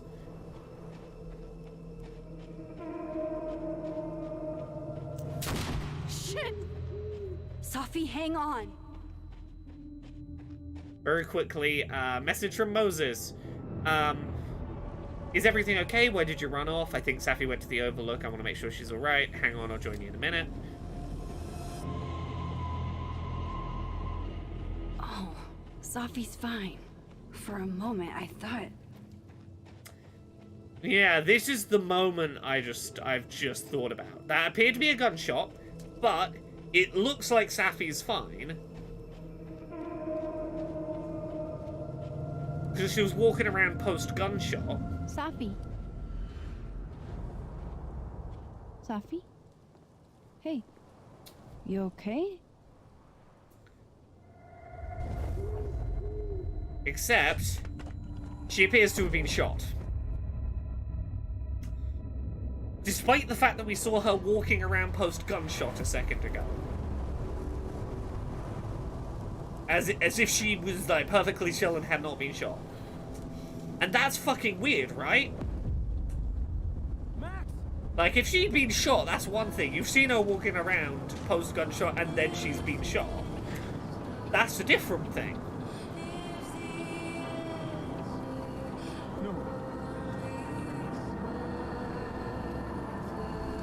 Welcome to Life is Strange Double Exposure. Hope you got used to really loving Safi. Did timelines get messy? I wonder if they did. We know that multiple, like, parallel realities and timeline magic exist, and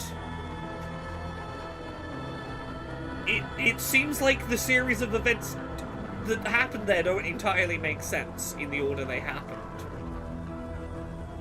Jigme Dante says, have I seen this scene before? There was like a 20-minute gameplay clip they put out at some point that did include this. It might have been in some trailers, you might have seen this. Hi, I have thoughts. Yeah, we'll if you've played through this already, hi. If you've played through episodes 1 and 2, Don't say that! I'll put it this way. I think the dramatic ending of episode 2... I think that explains this. I think the end of episode 2 is what this is. And I'm saying that as vaguely as I can. I think at the end of episode 2 I can tell you what I think was going on here.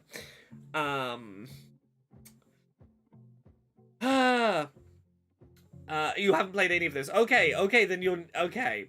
Then I was like, the specificity of what you said there, I was like, maybe. I think end of episode 2, I think we can talk about what I thought was going on there. Okay, anyway, let's go back to more of Max having flashbacks to when she decided to let Arcadia Bay get destroyed. I won't trade you. I won't trade you. No matter what you choose, I know you'll make the right decision. I'll always be with you. I think it's 4, maybe 5 episodes. Forever. I'm not sure. Someone could probably check that.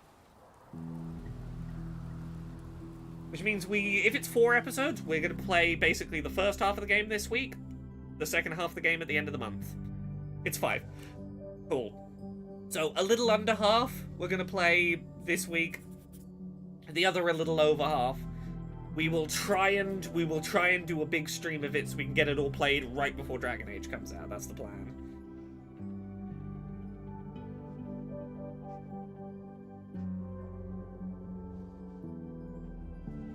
Welcome to the wall, Safi. I think there's like a 2-day window in which I can stream the remaining 3 episodes before Dragon Age happens. Shit. Fuck. Jigme Dance, totally understand. Hope you enjoy your evening. Lovely to see you having popped in. I hope this was a nice little sprinkling before you run away.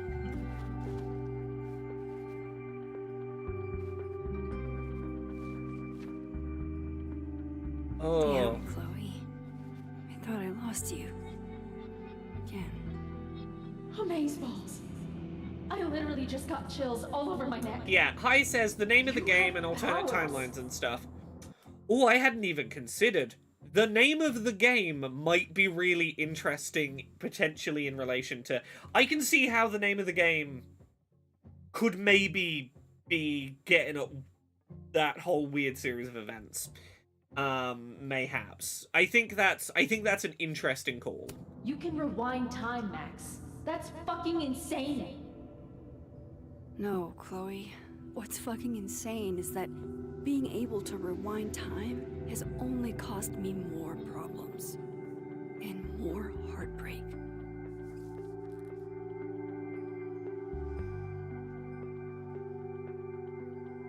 If high school Max could see the places I've seen, the people I've met. Milagros Midwest, a Mexican joint in Iowa run by the amazing Francia. Best enchiladas I ever had. If I could undo your death, Safi, I'd do it without a second thought. We had a huge blow-up not long after we took this. I'm glad to only remember the photo, and not the fight. The thing about this that I assume is... I think the tattoo that Chloe has gotten here, I think is really fucking telling of how she feels about the choice that Max made to let Arcadia Bay get destroyed. Because it's this beautiful tattoo she loves, and she's got it tattooed over with, like, this black, chaotic swirl that to me looks like the tornado, the hurricane. It looks like she has covered this beautiful thing with a swirling mess of destruction. And also, yeah, going out of, like, your best friend just got shot to, here's a prompt, look at cool dog, is a lot. But yeah, like, and again, this is the thing. I don't think they cowered out on this. I think they do a lot of really good subtle touches to go, I genuinely believe the idea that Chloe can simultaneously love Max and also have way too much baggage about everything that went down and about the powers that it just is getting in the way of what they could have been. Delta says stream just cut out. It shouldn't have cut out. I've got 0 dropped frames on my end.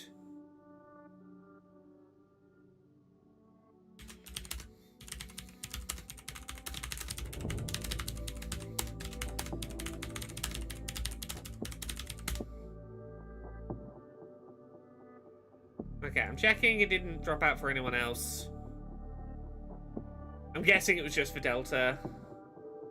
Yeah, off-screen breakups are always a risk in sequels, yeah. And I think it's going to be the most controversial thing about this game. I think it's a real shame that for a lot of people, like, that is going to turn them off before they get to all of the other fascinating shit this game is doing. Okay, yeah, Delta, I think it was a problem on your end. I have no drop frames and everyone else was fine, so I think it was just a thing on your end. Sorry that you were having a tech issue for a sec. Anyway, let's look at Cool Dog. Her name was Chloe. I thought that was a sign. It wasn't.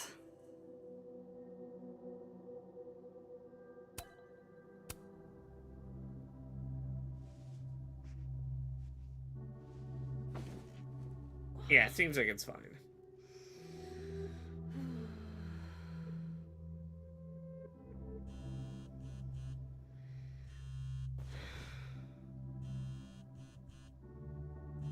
I'm taking my glasses off because I'm having trouble with sensation of headphone pushing glasses against head this moment. The balance of what's going to be better for my eyes streaming late at night versus what's going to be better for my autistic sensory needs around my head. I gotta balance the warring needs of my weird body. Oh god, it is 10:24. It's PM, but it is 10:24 here and 10:24 in the game. That's fucking weird. Missed a call from Amanda.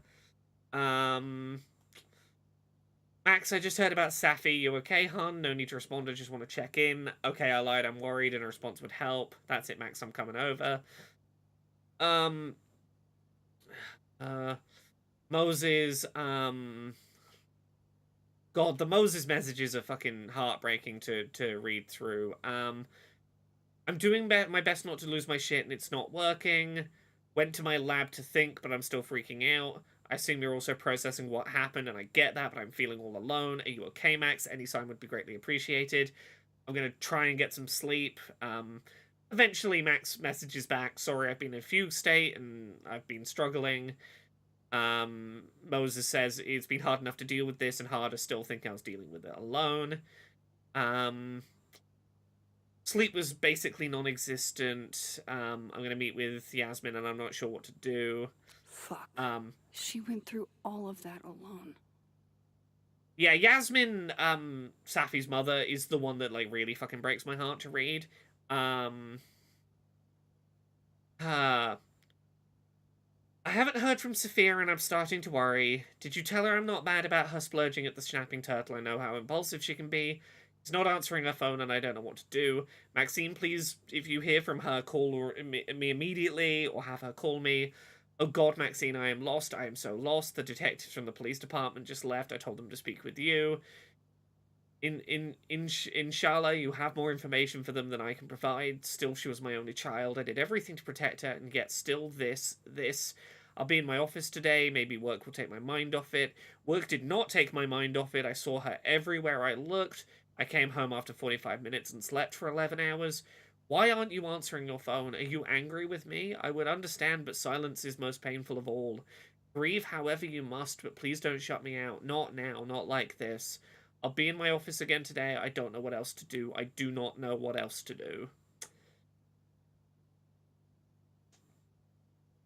I get that you're struggling, Max, but fuck, you fucking owe your friend's mother something. Obituaries already showing up. My heart goes out to her family. Yeah, people are all sharing the social media posts. I hate imagining what Yasmin went through writing this post. Some already know the student we lost yesterday was my daughter. I will continue to serve as president, but I will be grieving. I wish I'd been there. When I started open mic night, I was terrified no one would come. Safi was first to sign up. She read this gorgeous poem honoring a dead friend. She never signed up again. It was like a match, burned brightly and left as fast as she came. Rest in peace, Safi. Wish we'd had you a little longer. Coming in hot from the police scanner. Shots fired at Caledon's campus. One person was struck. The person struck was grad student Safi. Fuck you, person running the fucking true crime feed. Shit. Why would someone shoot Safi in the first place? That's the mystery of this. Well, that's one of the mysteries of this game. Shit. That's what we gotta work out. I'm a mess. That's gonna be most of episode 2 is us gonna be trying to solve why the fuck that. Can't let Amanda see the mess downstairs. Yeah, Hi says, better change out of my pajamas. more important than the whole new time powers thing is why the fuck would someone shoot Safi? She doesn't seem like someone who has many serious enemies. Episode 2 is gonna be who the fuck would shoot Safi? Getting all detective shit about it.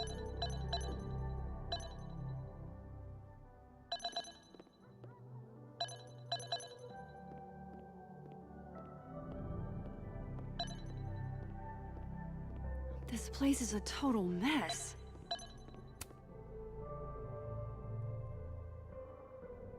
Okay, what are we wearing today?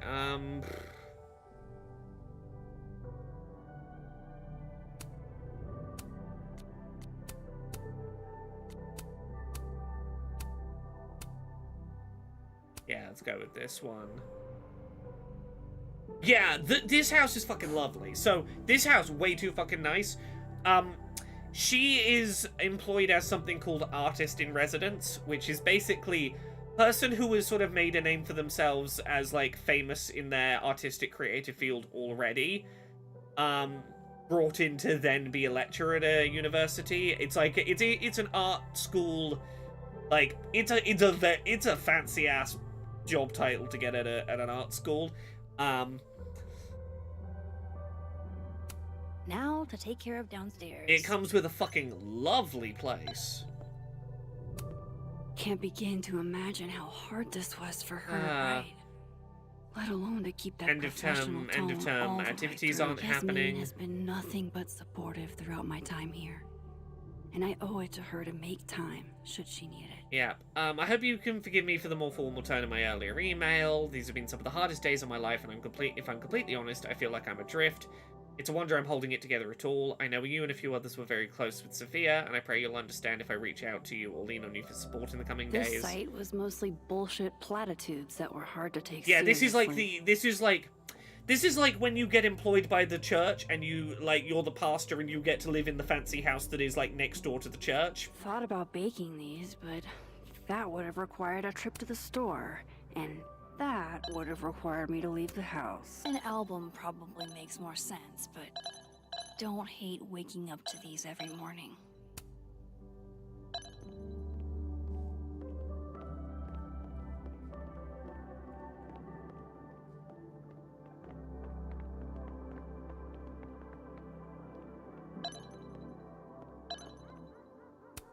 Leave it to my very normal brain to respond to my most recent loss by fixating on the last one. One of the last things I got from Chloe. Even years later, this still sucks to read. You always did know how to make every word count, didn't you? Yeah, this is I think the message that this is the bit that really solidifies in me honestly quite liking how they handled the Max and Chloe breakup. Dear Max, I started writing this in St. Louis, hence the big fucking arc on the postcard. But I'm sending it from Tennessee because it took that long to figure out what I wanted to say. When we were teens, I thought being able to rewind time was the coolest shit in the world, and I guess it was for a while. The problem is, the more often you go back in time, the less often you're looking forward. I wanted to look forward, to move forward with you, Max, into a future we couldn't predict, and all the messiness that brings. Eventually I knew, as much as it hurt, that you would never be able to do that. Not with me, at least.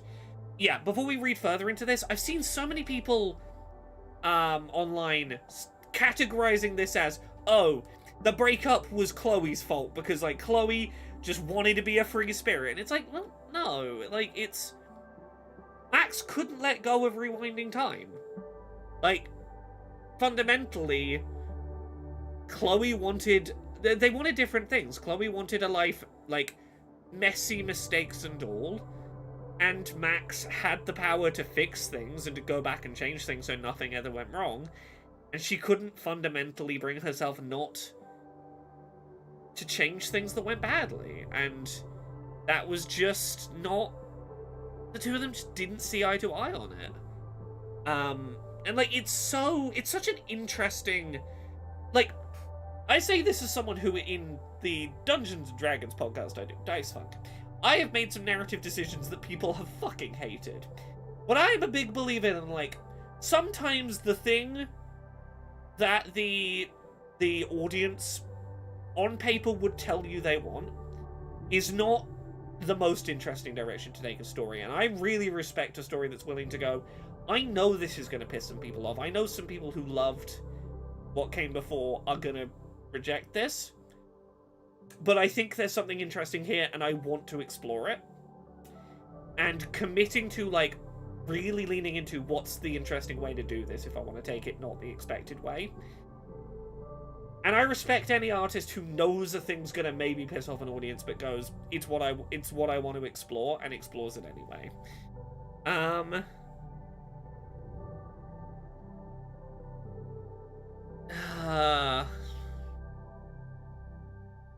I love you, Max. That will always be true. I hope you find someone you no longer feel the need to rewind for and can look forward unafraid. That's the line that I think really sells this. And it's the thing that makes me believe that, like, there could be a world in which Max and Chloe could get back together.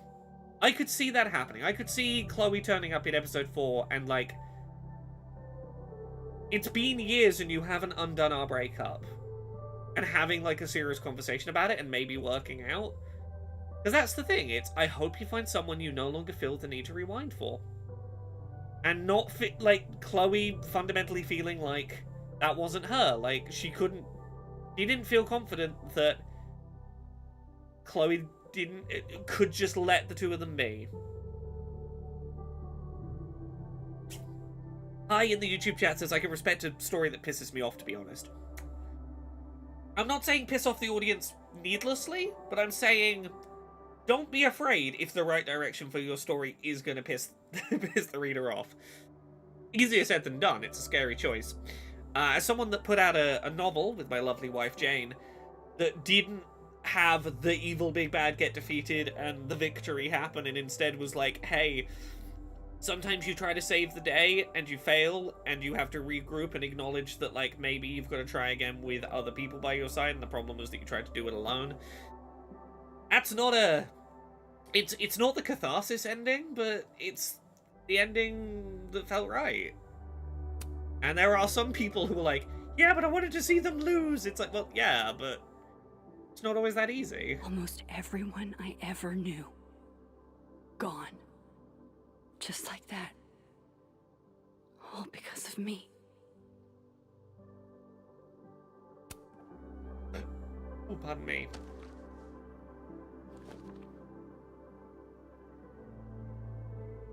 I don't know what day it is, I only know it's night because you're sleeping in the bed next to me. Motel blackout shades are no fucking joke. I don't know where we are, I don't even know if we went north or south. I grabbed a new journal from a souvenir shop, but I tried to look at the calendar, it was like all the dates ran together. You told me to save your family, and now they're dead. Please don't hate me, please don't hate me, please don't hate me. If I wanted to just get into the driver's seat and point us to the ocean, I wonder if you would stop me. Yeah, so this is where we're going to get the story of the years between I chose to sacrifice Arcadia Bay, including your family, to save you, and we gotta live with that. And I think this as well, like, really gives some interesting context into, like, how Max is dealing with the aftermath of that choice. Michigan in October, really fucking cold. Someone once said you can get hypothermia from swimming in the lake in the summer. I don't know if that's actually true, but looking at how blue and deep it is, I believe it. You said Lake Superior, more like Lake Disappointing. Then you pressed your cold toes right against my bare legs like a huge asshole. This is girlfriend abuse, I'm pretty sure. I wanted to go to LA, but you weren't interested. You said it's because you don't want it to be a bougie Hollywood lesbian couple, but I know you were thinking about Rachel. I wish she was alive to be here with us. I wish I could have known her. Again, if you're interested in a story in which, like, Max and Chloe stay together, but you do kind of get to have some content about Max interacting with Rachel, weirdly enough, go read the comics. The comics sequel to The First Life is Strange, very different take to this. Fascinating. Chloe, gel pens, man. It's this 10th grade. We could just talk with our mouths. Fuck no, this is dope. We came all this way to write back and forth to each other like we're passing notes in school. Okay, if this is so boring, why don't you talk to that guy at the counter who kept checking you out? No. It'll be funny, he'll definitely think he's getting a 2-for-1 deal. Oh my god, we'd rock his world. I hate his beard. We'd make him shave it first, then obviously we'd kill him in the morning. Why? Because you're mine, bitch. This is not devoid of some cute Max and Chloe content, for sure. She left me. This journal is dusty. I found it after 2 days of looking. This is what I get for keeping my shit in storage. The letter from Caledonian made me think about school, which made me think about you, which made me think about this book. When I met Yasmin Fayyad at my show in Boston, I had no idea she was the president of a prestigious liberal arts college. She was just some hot older lady who seemed to really want to be my friend. The artist in residence lodgings were described as a cottage in the onboard materials, but it's the size of my last 3 apartments combined. It'd be a great place to bring friends over if I had any. I'm sitting in President Fayyad's office. In comes this girl in acid-washed jeans. She says hi to me like we've been friends for years, reaches over the president's desk and snags her keys and announces she's taking the car, and her too.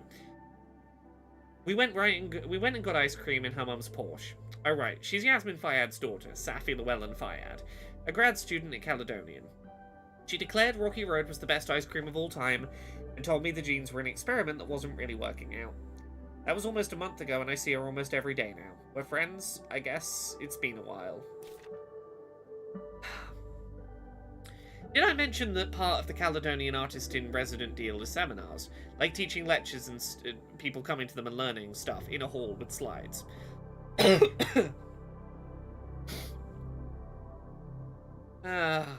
tried to tell Yasmin that I don't have any teaching experience, but what was I supposed to say? Sorry, my only photography class was the 2 months in senior year that I was infatuated with a hot teacher, who turned out to be a psychotic pervert and a murderer who kidnapped me to his secret murder bunker.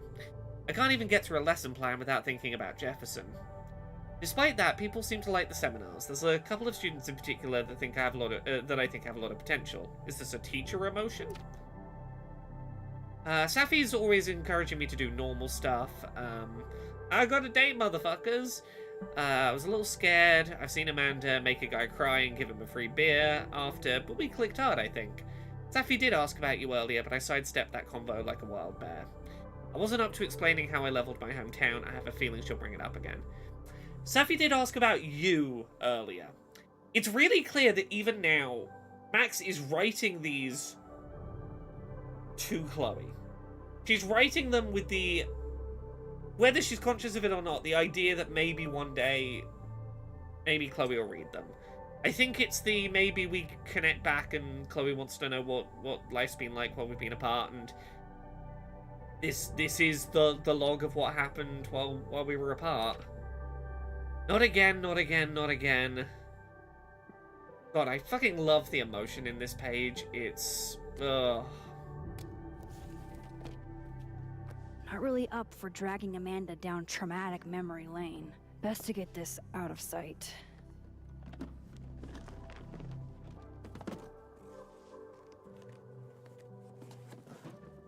Oh, better clean those up too.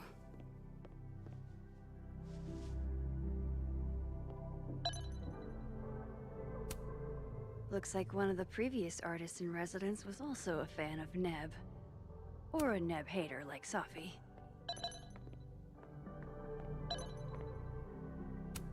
Oh, Joyce.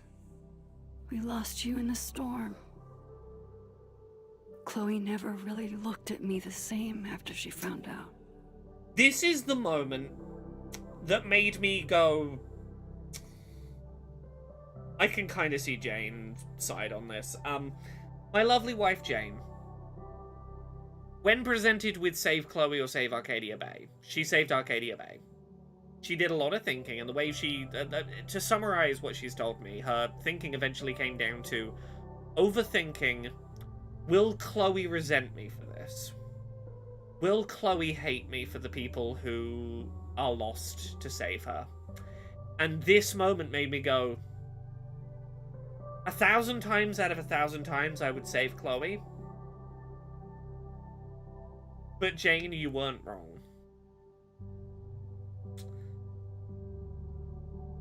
Born and raised in the Pacific Northwest, but never made it to Canada till Chloe took me. Banff National Park did not disappoint. And that's, I think, the thing this game does really well. Like, I genuinely love that this explores, like, the long-term consequences of the choice you made when you were like... Because here's the thing. Saving Chloe, I think, is the infatuated, high on adrenaline, 16-year-old lesbian who's like, fuck the town. What have they ever done to support lesbian love? I gotta sacrifice whatever it takes to get my lesbian love because the world sure ain't gonna give me that if I don't fight for it. Like, I can 1000% believe that. But that is not an emotion that, like, you can build an adult life on. Like, that is a emotionally charged choice that has consequences that you gotta unpack, and, like, I respect the hell out of the fact that this game, like, digs into that shit. I think it's fascinating. I think this was the more interesting choice. Lasherelle says, I liked Pricefield, but at least there's the comics now, and we have something new with a more confident Max, which is great to see. Yeah, the comics still exist. For the people who want it, the comics, fucking great. I think they are a wonderful companion to this. I'm not saying I think this is better than the comics, or that I wish that, like, I want this to be canon and the comics not. What I'm saying is, in a world where the comics already exist, I'm so glad that we also got this take on it. Oh, 1000% Chloe has survivor's guilt. Better get these tidied up too, before Amanda gets here.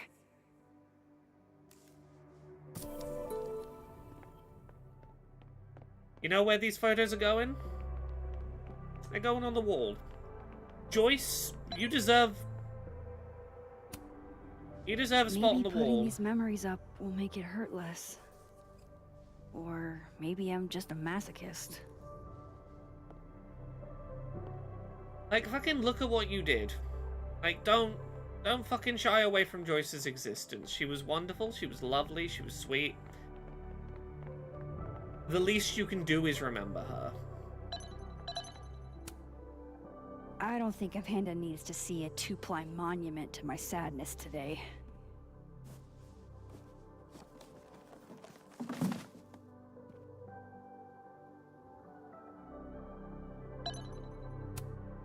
Amanda might be down to watch a decapitated head in a bucket wreak havoc, but probably shouldn't assume. I want to see that film about an evil, murderous, decapitated head in a bucket doing murders. I want to see that film. Amanda's at the door. I hope she isn't mad that I ignored her calls. Wait. Okay, we can't water the plant yet. Here. Not sure if the doorbell works. I'm coming. Hey, Amanda. Welcome to hell. Oh, honey. We're doing dramatic goth kid grief. Go big or go home, I always say. I don't know, for me, here's the thing, XBB says, I think Max would choose to save the town if the things were reversed. I think Chloe would pick the emotional choice. In my head, Max picks the emotional choice because she's gone back so many times. She's fought so hard to save Chloe. She's seen so many realities. She's gone through so much. She's tried so hard. I don't think as, like, a fucking, like, late teens young adult. I don't think, like, I played a version of Max who was very much, and again, the choices you make her a different character, but, like, my version of Max, she couldn't give up every time and everything she'd been through and every bit of heartache she'd endured trying to save this one person. It had to mean something. She couldn't go, all of this was for nothing. She had to save her. She had to see it through. Hi in the YouTube chat says, gonna head out. Thanks for showing off this game. I wasn't really interested in it. Now I'm very much. Great stream. Loved your thoughts. Thank you so much for coming. I'm so glad that you've had a good time. I have been super eager to talk about this game, and I'm glad people are digging the thoughts I have on it. Hey, I worked on this game. I'm in the credits, so, like, you know, caveat aside, but, like, hey, buy this game, check this game out. It's pretty cool. Anyway, let's keep going.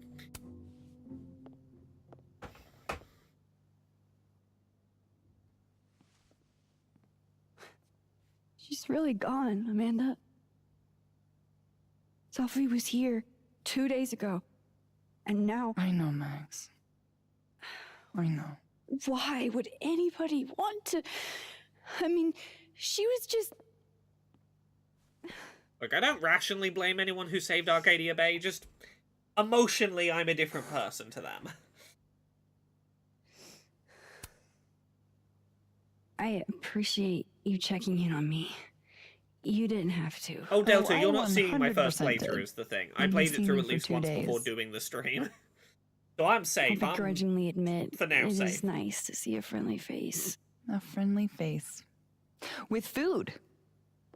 I've had like 24 Homegrown hours to salad and process homemade this. focaccia. Damn. Okay, then. I would have been happy with old Halloween candy and a Pop-Tart. Full disclosure, I don't exactly have the biggest of appetites right now. Really? That's why you need to eat. Eating always makes me feel better. Never encountered a mood that couldn't be improved by demolishing an entire pizza solo. You just wait till I'm feeling better. I could eat you under the table. Wowzers. Do it. Eat her under the table. Get under the table and eat her. Sorry, what am I on about? Shit. That came out wrong. My thoughts have been kind of... It's cool. I'll never be able to drink you under the table the same way again.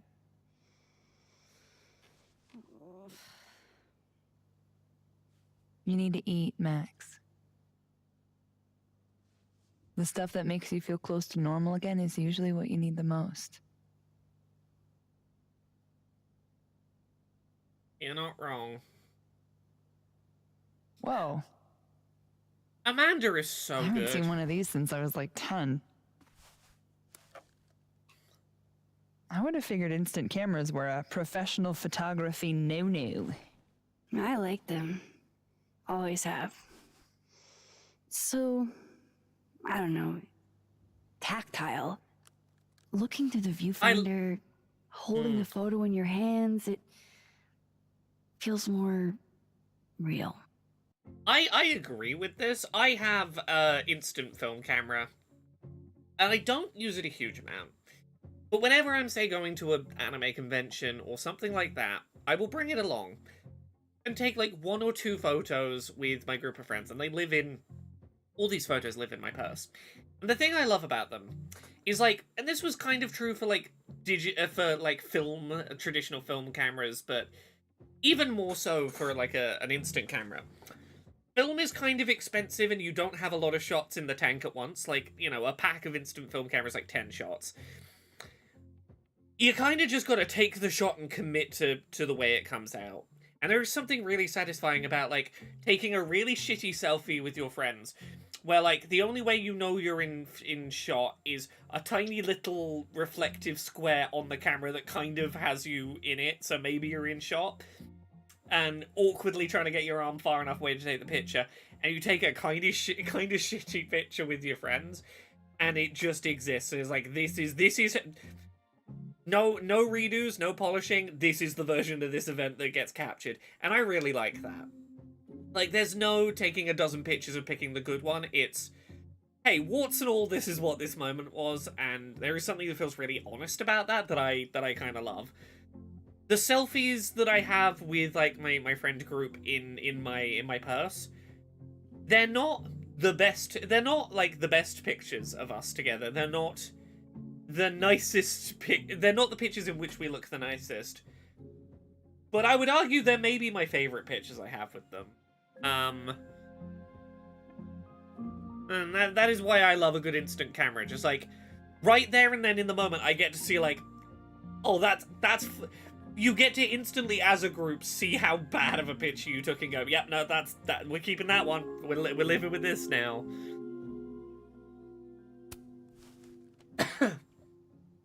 Another way to make you feel normal again? Taking a picture of your friend Amanda. Friend? Yeah,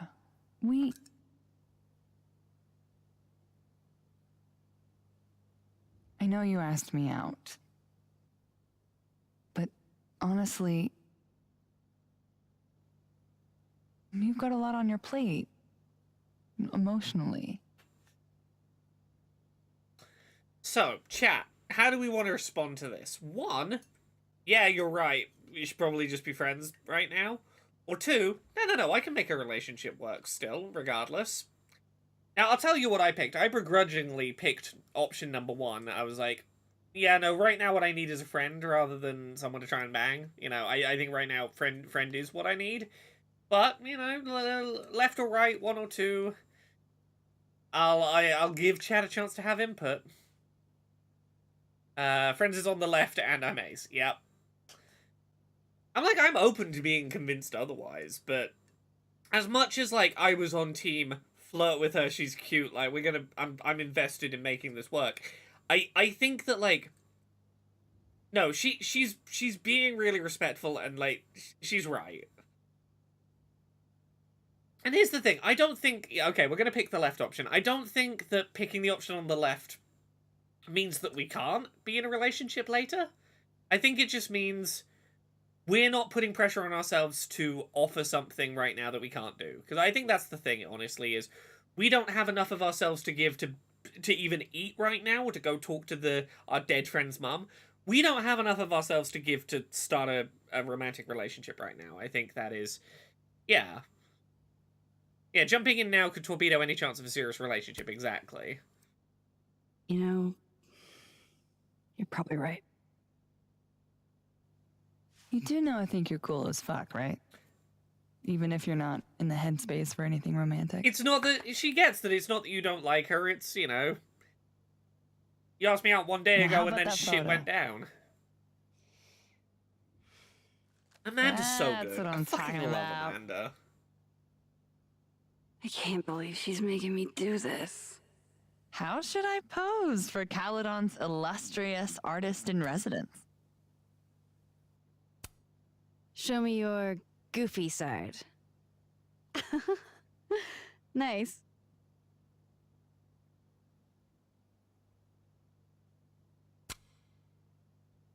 So, let's talk about the name of this game, Double Exposure, and what it means. We are going to expose the same bit of film twice. We're going to open the shutter twice to the same bit of film, meaning that piece of film will get a double exposure. You will essentially get two ghostly images overlaid over each other because you let a second set of image data into the photo.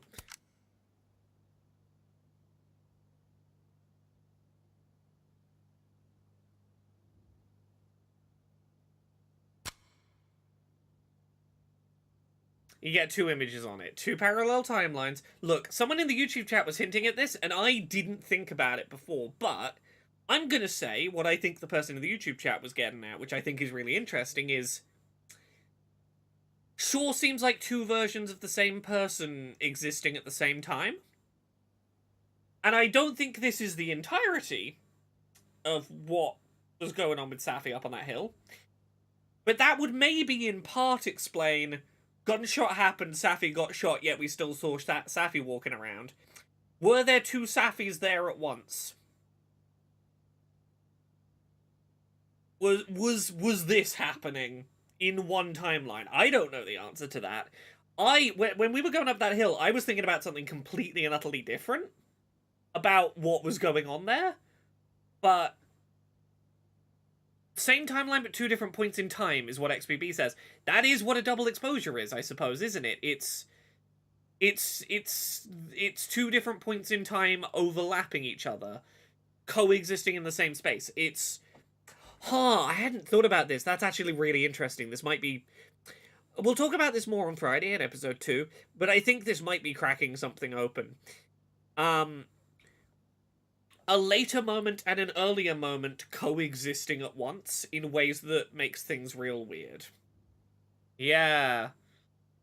Thimber, what's the major UK breaking news? Please, don't... If you've got major news for the country I live in, please tell me it in the first post. Don't go, major news, and then don't tell me and make me wait for the news. Please just put the news in the first message. Because I don't know if there's a bomb about to fucking drop because I catastrophize, or, I don't know, the king died or something. You can't just tell me there's major UK news and then not tell me what it is. Bellabean,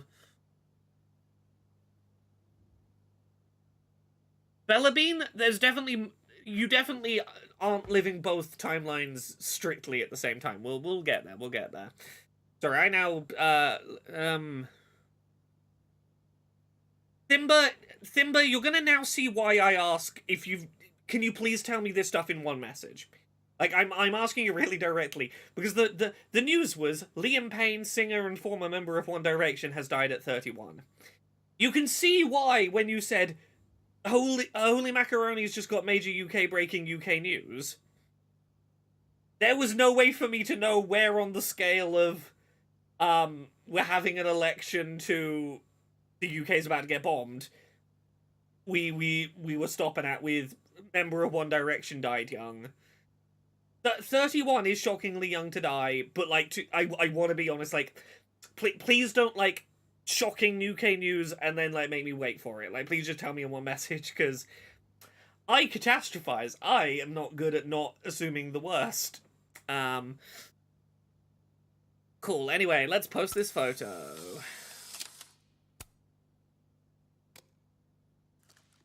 Apologies, sorry. I went into do I need to fucking start Googling news websites mode for a second there. Thimba, I get it. It is shocking.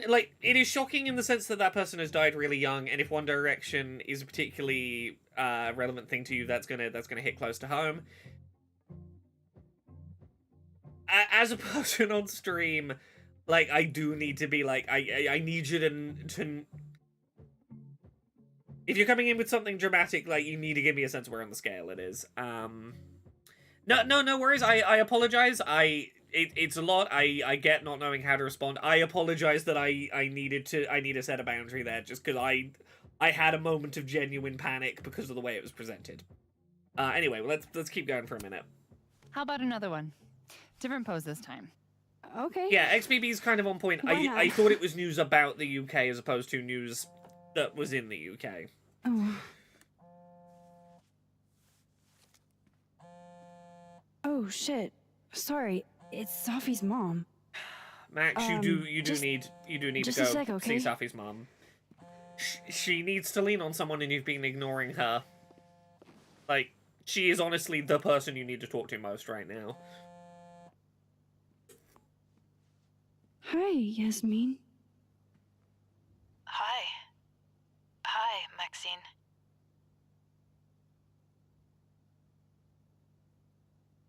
The line of dialogue that Yasmin is about to say fucking breaks me.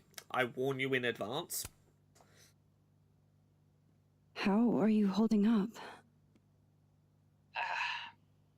There's no graceful way to answer that question. Not without lying. Yeah. Have you ever dealt with loss like this?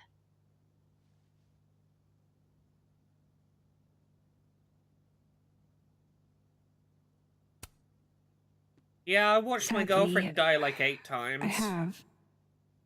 It doesn't get easier, but it can hurt less with time. A bitter balm. Yasmin has a fucking magical to way face with to words. face, if possible. You can see how her daughter ended up a poet. Of course. I can come by today. I'll be in my office all day. Just let Vin know when you arrive. Oh. Everything okay? Not sure. I need to head to campus to meet with her. Right, the voice acting has really, like, taken a step up in this one. They have fucking nailed the voice work. I can't thank you enough for coming by, Amanda. It's what you do. This is the one thing that brightened your mood today. Aside from me. Come on. I'll walk with you.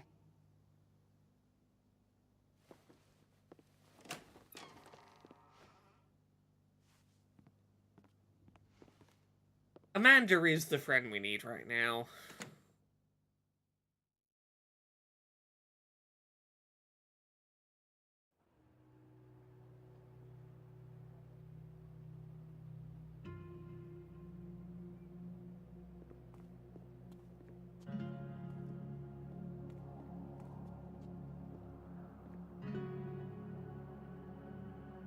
Yeah, fingers crossed the video game industry fucking gets their act together and agrees to proper protections from AI in the current SAG negotiations.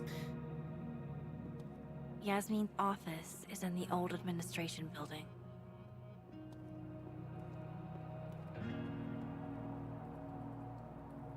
Oh, trust me, Thimba, I will be on the front lines of the Protect Erika Ishii from Game of Bros defense force. Time to see these jokers bring down the I'm turtle in my there. absence.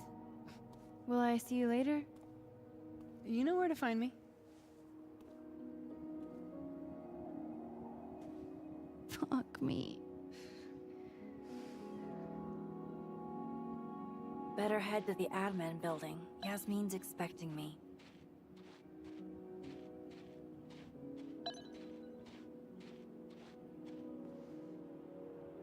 Damn it! Blow me, box! I wonder what's got Reggie so pissed off.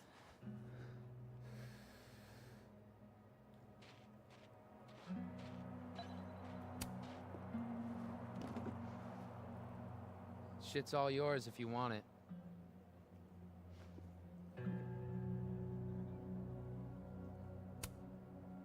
Are you holding up okay? Me? I don't know. I didn't really know Safi. Seems kind of weird to be fucked up about it. Seems like there's a but coming. I mean... Yeah, there's a butt coming. Sorry, we're very sad right now. Kind of seems like the whole campus is. I missed you in workshop last week. I'm trying not to take it personally. You saw my last shoot. BT, congrats. It was dog shit. It was rough, but it was honest. You're a natural, whether you like it or not. You think so? Shit. Max knows how to be an I've never been a encouraging natural teacher. before. She's got a good vibe to her. The details of the character's appearance is amazing as well, right? A woman was shot on campus. It's okay to feel fucked up about it. Yeah, sometimes you feel fucked up about deaths through weird amounts of proximity or not. You know, you can't control the level of proximity to death it needs for death to get you. So, what's this about? It's an Abraxas puzzle box.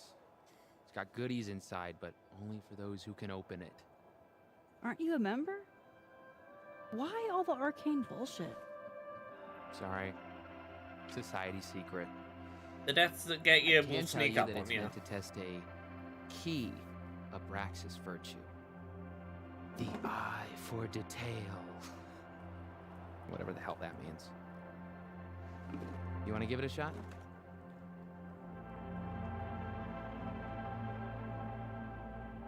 An eye for detail, huh? This is supposed to be that statue over there, right? The founder statue? Yeah, I think so. Where's his other bird? There should be two. Huh? Oh, I didn't even notice that. Maybe this is supposed to be Thomas Caledon's missing crow. Is that wax around it? Final Fantasy is canon in the Life is Strange universe. The original Life is Strange game, Max talks about the fact that The Spirits Within is her favorite film. It's wicked lit, brah. Simba says, I appreciate the game for allowing you to skip this particular type of gameplay. I did accessibility consulting. I know I've mentioned that a few times today, but I'm going to talk about it because I'm excited about it. I'm glad you can do that too. Hell yeah, for accessibility options. Fuck yeah. Companies, pay me to tell you how to be accessible. Do you have a lighter? Yeah? Why? What are you thinking? Observe. I reckon we can, in the next hour or so, probably finish episode 1. I reckon we can finish episode 1 tonight. No shit.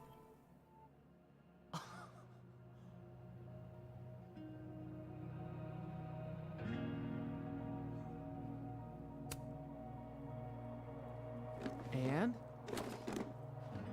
A second test. Of course. Oh, hell no. It's your headache now. Are you sure? Really. Good riddance.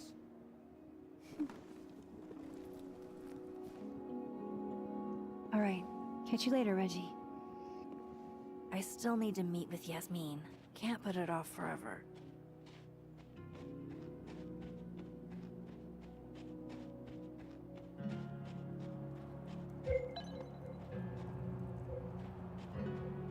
Yasmin sounded like she really wanted to talk. I want to be here.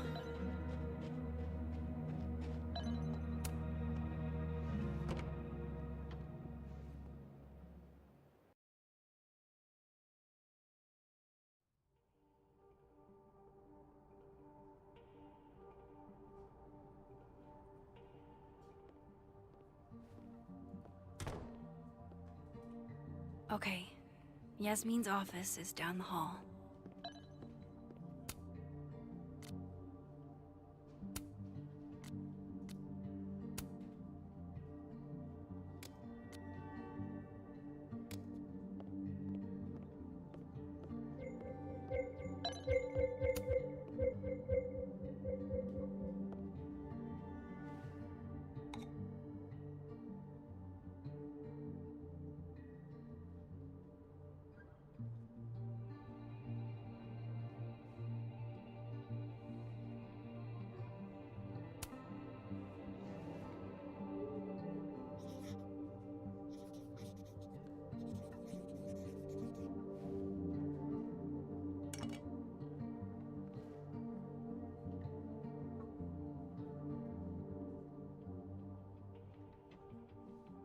We didn't have long together, but in that short time you changed me, as an artist and as a person. Thank you for your friendship and the memories. Love, Max.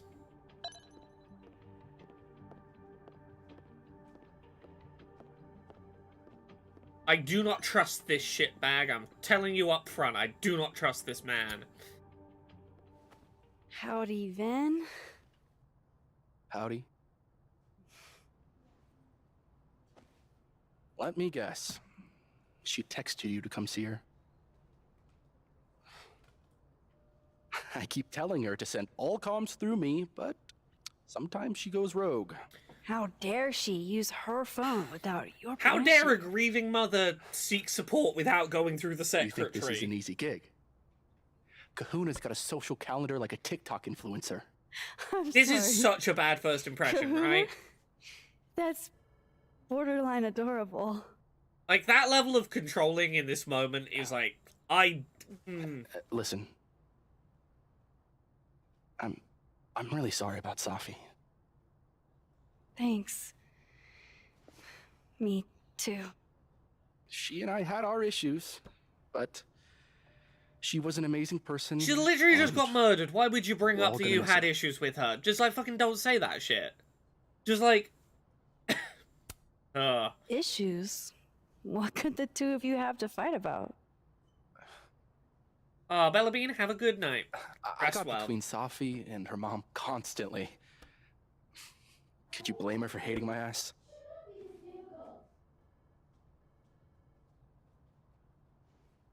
It's good you're here. Well, she's about like you'd guess. I don't know what I can do. Are you kidding? She's obsessed with you. I'm a little jealous, actually. See, I only like favoritism when I'm the one who's favored. Why does that not surprise me? I don't think you're joking there, Vin. She's got somebody with her now, so it'll be a few. Oh, Thimba, that's lovely to hear. Or Thank if you're you. dying for stimulation, I've got a package waiting for me down the hall. You're welcome to get it for me. Does your beneficence know no bounds? Fuck!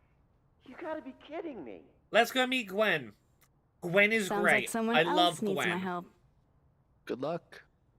Have fun. Look, I'm not gonna mince any words. I'm gonna be Gwen's #1 defender. No matter whether we have reason to not, I'm gonna be Gwen's #1 defender, and I will take no questions. I'm just gonna do. That's just gonna be how it is. So I'm putting my biases out on the table. We'll get there in a second. I gotta go get that parcel for what's his face.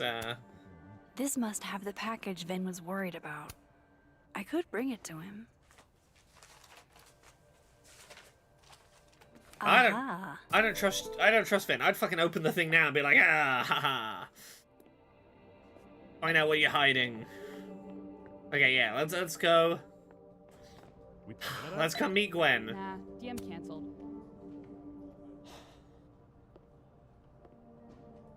Gwen? All good? Max. So... I'm a hugger. Are you a hugger? World champion hugger, as a matter of fact. Bring it in. I love Gwen's voice performance. I think superb choice on voice actor. God, I didn't realize how bad I needed that. I couldn't just stand there. You look like you were walking around in a trance. That's pretty You much so how I rarely feel. hear voices like hers in games. Is there anything you need or that I can do for you? Actually, I was Like, hoping it's to give you a hand. such a not You sounded like you could use it. traditional voice Oh, role voice. Right. I came in here to pick up a book, but lo and behold, some genius locked it up.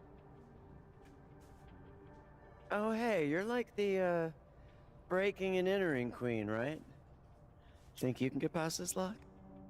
So that's what everybody thinks of me? The home invader? Bad reputation twins? Boom. By the end of episode Bad 2, reputation, twins. Gwen is my favorite character in this. I'm just gonna tell you, I'm just gonna be honest about that up front. By the end of episode 2, Gwen is my favorite character. Okay, I gotta find a way to get Gwen's book out of here. I need a thing to jimmy this open. And I'm gonna skim to the answer because I know it. I need a spoon from here. I spent so long looking around the library for a tool, and the answer was go get a spoon. Right, she's got like middle-aged woman who could roll up on like a Harley Davidson, and I'd be like, yeah, I've never met you before, but drive me into the sunset. Sure, I'll go with you. Like, life has hassled her, and she's told it to fuck off, and I'm like, Nothing, but his place was broken into a couple days ago, and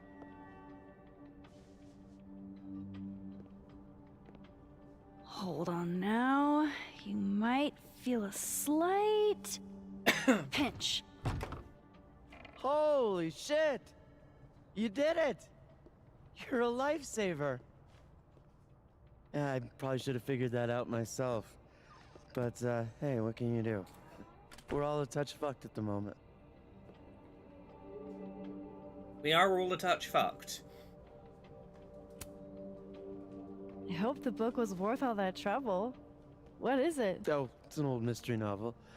It's the author's debut, actually. Kind of random, I know.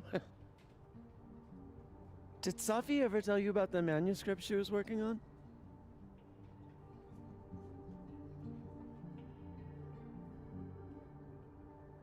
What do you reckon, chat? What, left or right? Do we keep Safi's secret, or do we mention the book deal for the poetry?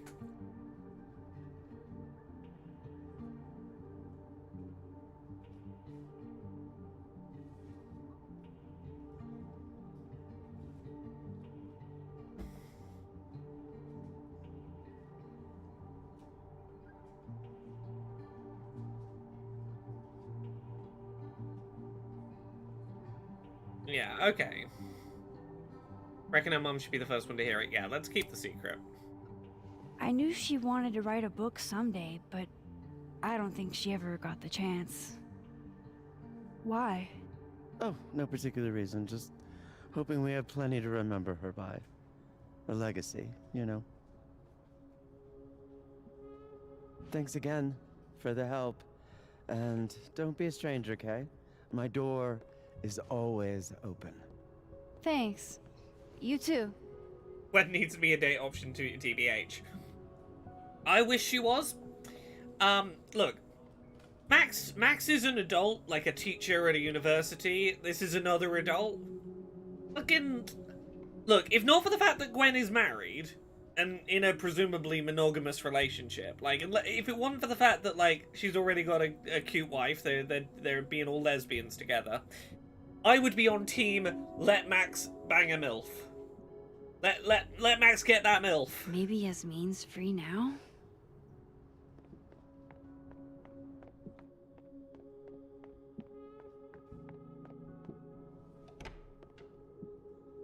Hey, Moses. Hey, Max. Moses, Yasmin's waiting for you. Oh yeah, no, like, yeah, this game is relentlessly LGBT. Again, I talked about this before, and I'll talk about it elsewhere, but I spent the last, like, few months feeling really conflicted about this game, because when that IGN article about, like, the fucking Nazi shit getting snuck in and the bigot in the executive bit of Deck 9, I felt really, like, concerned, like, am I allowed to be excited about the first game I'm going to appear in the credits of? And it was talking to people on the dev team about some of the content. Like, I got told off the record by some members of the dev team, bits of this game they were proud of narratively, where they were like, some bad shit went down, don't deny that, but, like, we fought like hell to make this game really, like, queer and progressive, and we want that to defeat the bullshit that tried to ruin us. And playing through it, I see that shine through. I see the, like... You know, they may have had to fight for it, there might have been shitty people trying to stop it, but they got overwhelmed by the number of people trying to turn this into a gay-ass fucking video game. And hearing that made me feel more comfortable. I wish I could have talked about this in the last few months. There was no way for me to talk about it, given the situation, but, like... The last few months have been me talking to people off the record to, like, go, do I excitedly talk about this game, or do I go, hey, I'm in the credits, you know, that is cool, but ultimately I'm not going to talk about it that much because of the IGN situation. I'm glad that I came out the other side after several months feeling ready to be excited about it, and that comes down to the overwhelmingly, like, authentically queer identity of this game. Feeling like, fuck it, I'm not gonna let a couple of shitty Nazis ruin my ability to be proud of and have fun with a really cool queer game. Hey, welcome everyone, welcome Raiders, hi. I'm Laura, you probably know me from doing Jimquisition subtitles and Podquisition and stuff. This is Life is Strange Double Exposure. Caveat for my praise of this game, I worked on this game as an accessibility consultant. I'm a credited accessibility consultant in Life is Strange. Asterisk, I'm not actually in the credits yet, I got missed off. It's fine, it's being dealt with, I will be in a patch very soon. But, we're playing a Life is Strange. It's very gay, it's very trans. That's where we're at. Welcome everyone. So if you don't want to be spoiled on, like, 2/3 of the way into episode 1 of Life is Strange, here's your warning, get out now. I will give a very quick recap of roughly what's happened so far in this episode if you'd like it. You know, spoiler warning, 3, 2, 1. We found out that, like, Max and Chloe broke up, but it's actually very well written.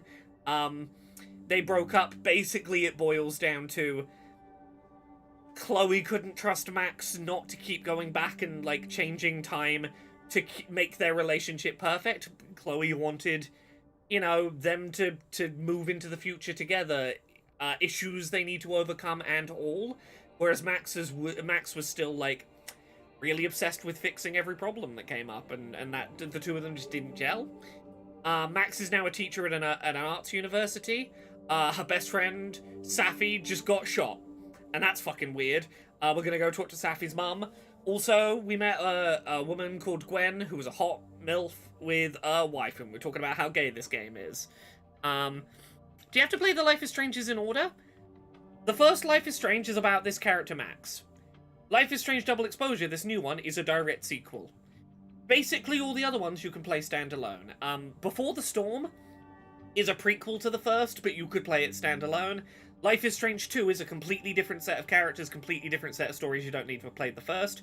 True Colors, standalone story, you don't need to have played any of the others. Like, I would say play Life is Strange before Double Exposure. But other than that, like, you could play Life is Strange 2, you could play True Colors, you can play them whenever, like, whatever order you want to do. Yeah. Right, let's jump in. Oh no, has my PlayStation crashed?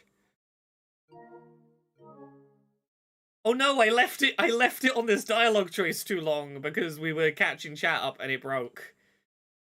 Well, this game thankfully has good autosaving, so let's jump back in.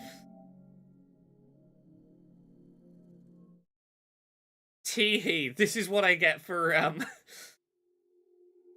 Oh, we can skip through these, hell yeah. Let's jump back in. It's awesome how many games crash when Laura is streaming. I have a real habit of making games crash way more than they do for other people. Hey, Max. Just by being on stream. Moses, Yasmin's waiting for you. Yeah, so we're gonna go talk to our dead friend's mom in a sec. There you go, caught up. Are you okay? I've been... Can it wait? I'm like... Yeah, the autosaving in this is really good. Which I deeply appreciate. Yeah. Accessibility. Sure. Meet me in a Fab Cafe. Grab a hot chocolate, and I'll find you when I'm done. The Adventures of Captain Spirit, yeah, I didn't mention it because it's not a named Life is Strange. The Adventures of Captain Spirit is kind of tied to Life is Strange 2. It's sort of a prequel.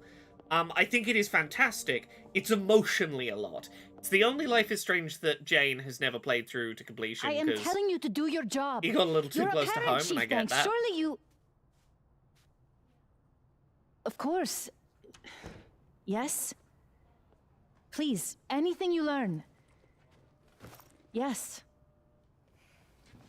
Goodbye. Oh, Yasmin, I That love her. was the She's Lakeport Police Chief. wonderful. Overconfident and underqualified. The police are useless. Sounds like the cops aren't being very helpful. Can't say I'm Love any game that surprised. lets me call the cops Yes. useless. Well, they're the only thing at my disposal. Other than Max snooping around, you got that. Oh, trust Let me me, ask you this game's something. gonna get real ACAB any minute. Be honest with me. Safi and I weren't always so close. Things used to be difficult. Did she tell you that? The subtlety of the writing has improved so much since that first Life is Strange. They've really stepped up the work here. No, but family is always complicated, isn't it? Who has a perfect relationship with their mom? Not you, Max. You don't text Jules back. Not Safi. Not always. Also, Raiders, I have a can of Bulbasaur to drink tonight on So- stream. What's your question? The gameplay, the following gameplay contains references to suicide. Let's talk about this accessibility feature. This game has content warnings. You can select which areas of content warnings are things you want warnings about, and you can either have them just pop up in the top right of the screen, but the game keeps going, or you can have them, like, pause, and you can press a button to be like, I'm ready to tackle this difficult topic. Will we be hearing about Bulbasaur on Pogquisition like in the old days? The plan was to have it on Pogquisition today, and then we were an hour and a half in, having not even touched on news yet. I do have other Pokemon drinks, and there will be a Pokemon drink on Pogquisition next week. Simba says, reminds me of As Dusk Falls, another game you worked on. Yes, I worked on that. I'm not credited on it, but I worked on it as a mock reviewer. I did a round of reviews like a year and a half before that game came out. I'm a big fan of this as a feature. I advocated for this being a thing. I talked about with True Colors the fact that, like, there was a very generic content warning that was like, difficult themes, and wasn't very specific about what those themes were, and pointed them at examples of, like, here are games that I think do content warnings really well. I pointed at Ikenfell a lot as, like, a really good example. I pointed at Tell Me Why and how that handled it. And now we have a system like this in the game. It's shit like this that is the reason I'm gonna be in the credits of this game, because I helped them know how to make it good. Luna Likes Lady says, it must feel so gratifying to be able to actually affect change like this. I talk about this in the video I put up yesterday. A lot of times I get told off the record that, like, videos I've put out have changed things in games. There's a lot of games I can't officially tell you I had an impact on, but, like, I'll tell an anecdote from, like, pretty recently. I was at the Women in Games Awards, and someone came up to me and was like, I just wanted to tell you, insert X video that you did. I used that video to convince my boss not to cut a accessibility feature you were working on.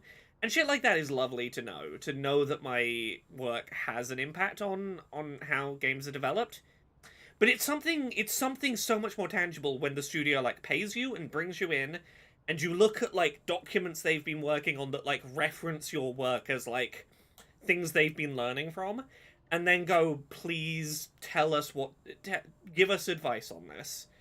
And getting to then play a game and see a bunch of the things I advocated for and that I was like, I really think, like, this would be a great way to do things, be there in the finished game. This is, like, my first time really having, like, a big game like this that I'm allowed to talk about and can point at, and I can go, that's a thing that I can pretty confidently say, I am part of the reason why it's like this. in a game. And that is such, like, a genuinely good feeling. It's the reason I wanted to do accessibility stuff in the first place. I wanted games to be more accessible. And it's so nice to be able to go, 4 years of making videos that, like, sometimes struggle to break 300 views on YouTube can lead to me, like, making a game tangibly better, and I think that's cool. Sorry. I know I'm, like, I'm waffling. I'm excited. I've been waiting to talk about this. This isn't even, like, the early, like, there's stuff I worked on before this that is still in the future. Games take a long time to make, but, like, this alone, this has been 2 years I've been sat on this, and it's so cool to see it be tangible and to be able to suddenly talk about it. So I'm gonna toot my own horn, because I've been waiting to toot my own horn on it. Anyway, let's continue. The Goku Man, Ikenfell, the game I pointed them at, does do the thing you're suggesting. Despite everything they have I did make found, that suggestion. Not everything you police talk have still about not in ruled out consulting. suicide as the cause of death. But anyway, yeah.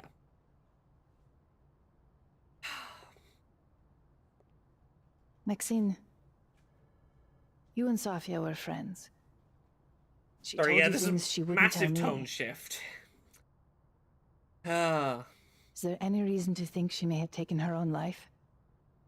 Yeah, sorry, I forgot that I was getting excited in the glow before we had a serious conversation about is it possible that Safi fucking killed herself?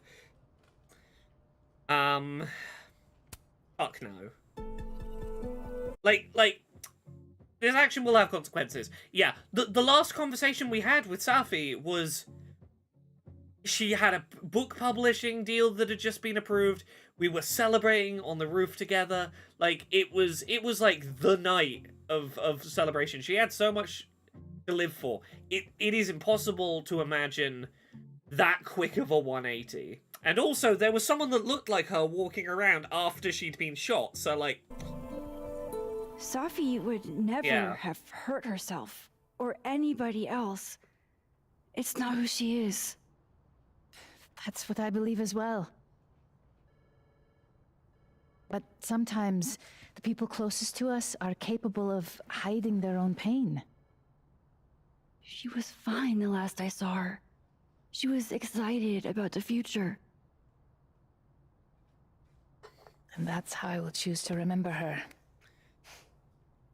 Happy and hopeful. God, all of Yasmin's dialogue is so well written.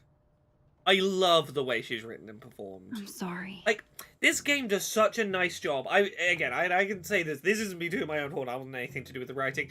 The writing of, like, women who are age 40 plus in this game, spot on. Really nice writing of women who are over 40. I wish I could have done more. You've done enough, Maxine. Oh, I trust Thank Yasmin implicitly. If it turns out Yasmin, like, killed Safi, I actively refuse to believe that. And that's exactly the kind of thing that means it probably is the case, but we need a picture of Safia for the memorial materials. Would you mind I taking a look and trust choosing your favorite? Yasmin Sure. so implicitly. I fucking love her as a character. Pick one photo to capture Safi? That's a tough ask. Which photo do we pick to summarize a person? Safi loved lazy Sunday afternoons. She did, but she was also, like, she wasn't too self-serious.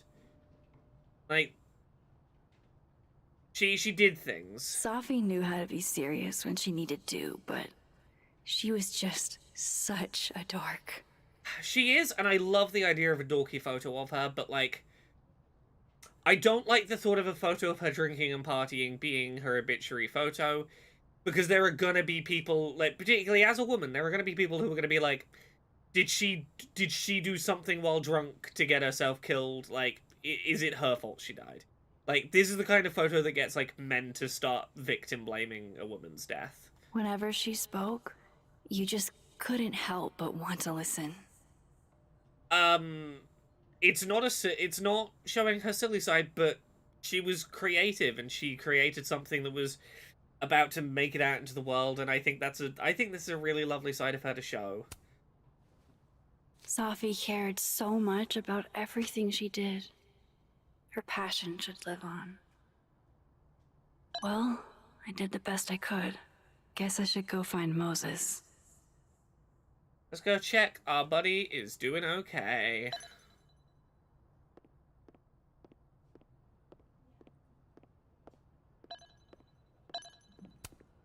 Yasmin got to see Safi's early drafts. That's a rare privilege. I do want to read this poem. I really like the bits of Safi's poetry that we get to see. We slept the stars, we melted, wax women, Icarus need not be mentioned. It's less about how close you get to the sun and more about the heat of consumption. I dream of mangled books, Frankensteinian, sphinx-like, head of a woman on the body of a beast. On the first page, she leaves home. In the unprintable epilogue, she returns to the ground. She has a way of storytelling, for sure.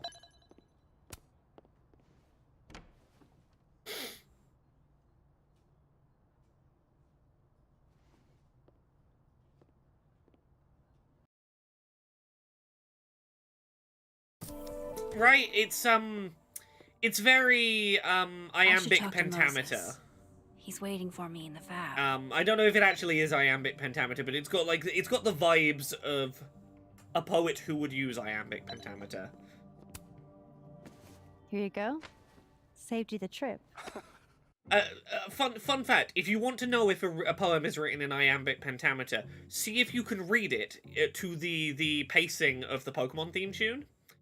A lot of Emily Dickinson's poetry you can read as if it's the Pokemon theme tune. Let me find an example. Let me just search Emily Dickinson poem. I think I'm thinking of Emily Dickinson.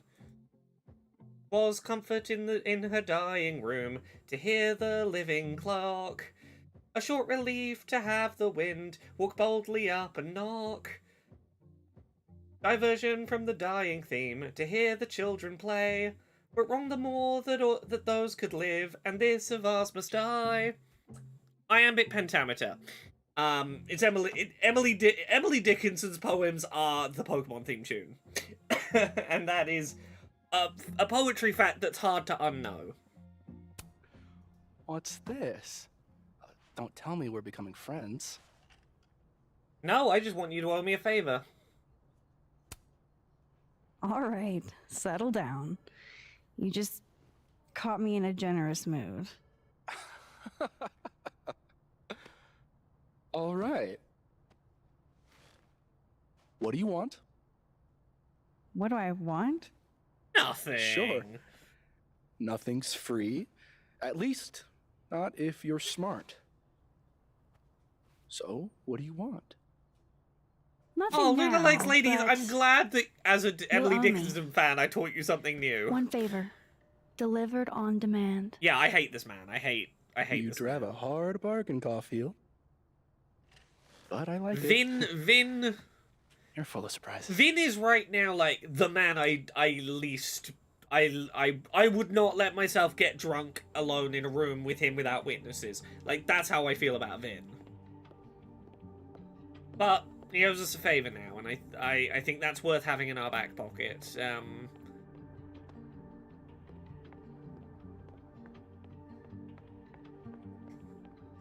Oh, we are about to have...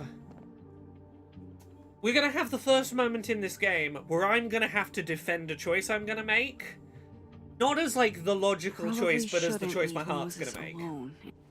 And I'm gonna need you to follow my heart on this. I'm gonna need you to trust my soul on this. Even if in the moment it's gonna look like I'm making a bad Moses has decision. gotten his hot chocolate yet. I'm gonna need you to follow my heart. I'm gonna need you to trust me just like a little bit. Because this involves this involves Gwen and I told you. Don't contact me on this phone. And texts only, no calls. Oh no, the Goku man, I'm not metagaming this. This is not based... I'm making the decision I made the first time through, and I was not making it based on any additional knowledge. I was making it based on my heart at the time, and I need you to follow me on that same journey this time through. I want to follow my heart, and I will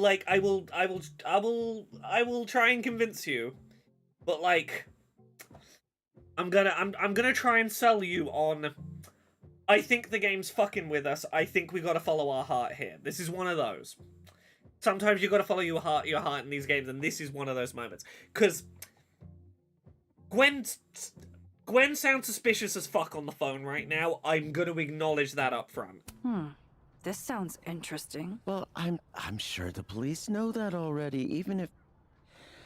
I understand that, but did they find anything? Interesting call.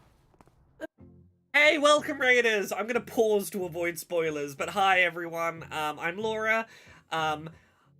This is Life is Strange Double Exposure, a sequel to the original Life is Strange. Caveat up front, I did accessibility consulting on this game. I'm in the credits, or at least I will be when they do a patch to add me in, because they forgot to add me in. But, if you don't want spoilers on this, we're like 3/4 of the way through episode 1. I can give a quick recap, the very short version.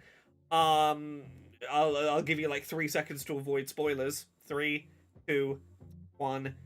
Our friend got shot, and everyone's currently mourning, but like suspicious stuff is going on. There's your very quick 1-sentence recap. Anyway, let's jump in. So, I was in the middle of telling everyone we just overheard a suspicious phone call. I'm gonna need everyone to like follow my vibes here. Loretta, jeez, scared the hell out of me. Did you need something? Need? Nah, I was just curious about Dr. Hunter's phone call. Seems I'm not the only one. Oh gosh, yeah, this isn't what it looks like. I was just waiting to talk to her. Loretta is a shit. She didn't seem to notice.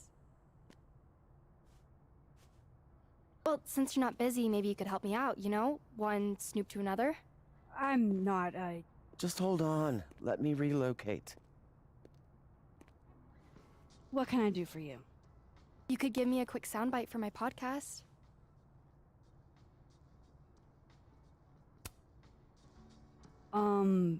Maybe? Tell me a little about it first. Part journalism, part analysis, investigative type stuff. The human condition. You get it. So look, the undercurrent of this whole thing is if we don't agree to this interview, she's gonna go tell Gwen, hey, Max was like fucking eavesdropping on your call, and Gwen is gonna like really dislike us. And I'm gonna use no like future knowledge here and just talk about the frame of reference I was in when I first went through this, which was I wanna know more about Gwen. And I don't want to fuck that relationship up this early. And I know that answering this inquisitive little shit's questions is going to be a bad idea. The kind of person who is already like vaguely hinting at like do my interview or I'll snitch on you. Not the kind of person you want to agree to an interview with. This is a terrible idea and I know it. And that she's gonna fucking try and twist my words. She's gonna be like that fucking Mass Effect reporter who's gonna try and twist shit against me. And knowing it's a bad idea, I still wish to say yes to her interview in order to not hurt my relationship with Gwen before it's begun. So that is Mayday. I don't want to...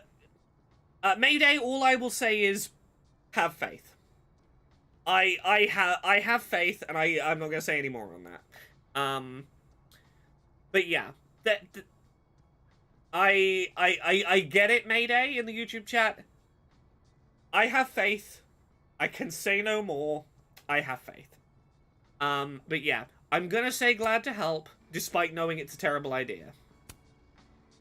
I guess that's fine. What do you need?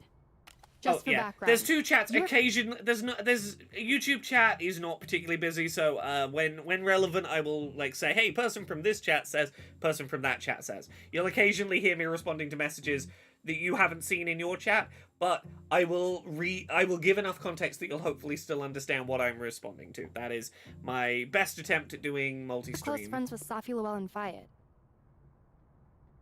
Oh. Yeah, I was friends with Safi. Yeah, we were friends. Is it true she used school resources for personal purposes and that her mother turned a blind eye? I'm not gonna help you smear Safi. If you're not into it, I'll just go interview Dr. Hunter instead. I'm sure we'd have a lot to talk about. Yeah, this is the explicit, like, you answer my questions or I fuck up your relationship with Gwen. And this is where I'm like, look, answering her questions is the worst fucking idea.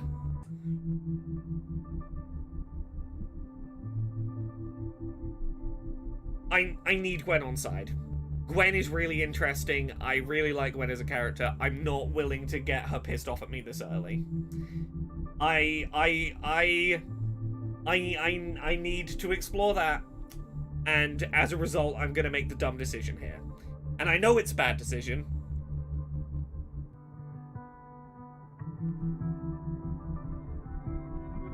But I'm trusting my heart that the correct thing to do is to stay on side with Gwen. So, here we go. I'm not, like, aware of Safi using her mom's position like that. Not on purpose, for sure. Just accidental nepotism. Gotcha. Think it was enough to piss somebody off? Seems like Safi rubbed a few people the wrong way. How should I know? Go talk to somebody who's been here longer than 6 months. The Moogle hat is adorable, Got right? any suggestions? Names? Look, if you're gonna force me to point at someone, I'm not pointing at Dr. Hunter, which is Gwen, because, no, fuck you. I'm not pointing at Safi's mum, President Fayed. I don't trust Vin as far as I can fucking throw him. So, you know, it might hurt my connection with Vin later on if I'm on the record saying I think Vin's a bit shady.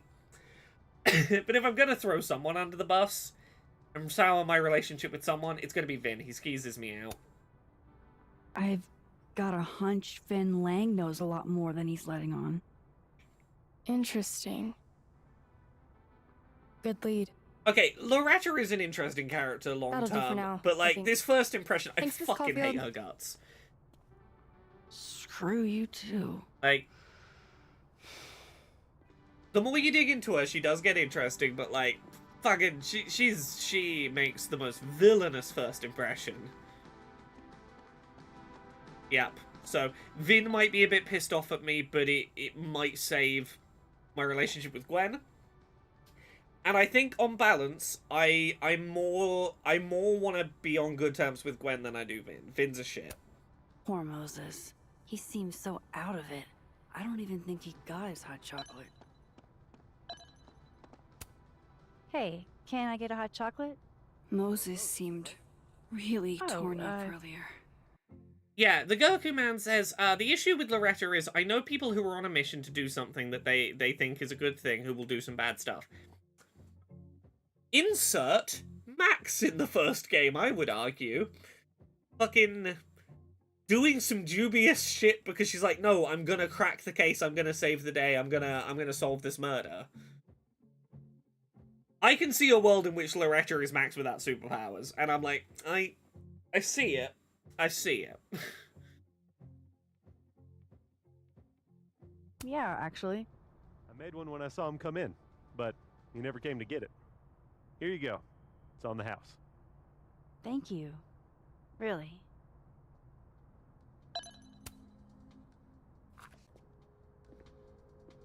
Here. To warm you up. All right. I totally forgot. Thanks.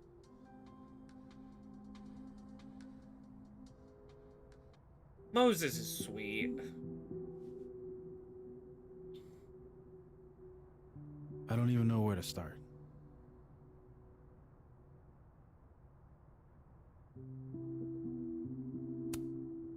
Hey, I'm sorry I didn't return your texts or call you.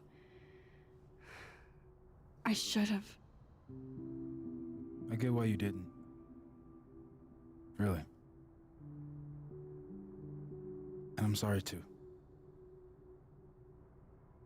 Probably should have given you some space. Listen, the last few days have been hell. But we're both here now. And we're going to get through. The Gurkha man, we can talk about this very quickly. Max does not have the ability to turn back time right now. At the end of the first game, she still had that power. The implication, and this is me like fan fictioning the reason why she doesn't have access. She hasn't had access to the time travel power for several years, and the way I read it is that she hasn't had access to the power since about when she broke up with Chloe. The breakup with Chloe is kind of based on you keep using this time travel power, and like you can't just commit to living a timeline without like going back and futzing with it. And I can't build a future knowing that that's happening. And my like fanfiction-y reading is that like Max having an event that she like physically could go back and change, but like emotionally knows like she cannot go back and change that, she just has to let it be, gave her hang-ups about traveling back in time. She didn't use it for a while. It became a bit of a mental block. She hasn't been able to use it since. I don't think that she can't, like, the power is gone. My read is that it is more like she's sort of, she's not done it for long enough that it's now become like a thing that she overthinks, and that like she's lost the vibe of it.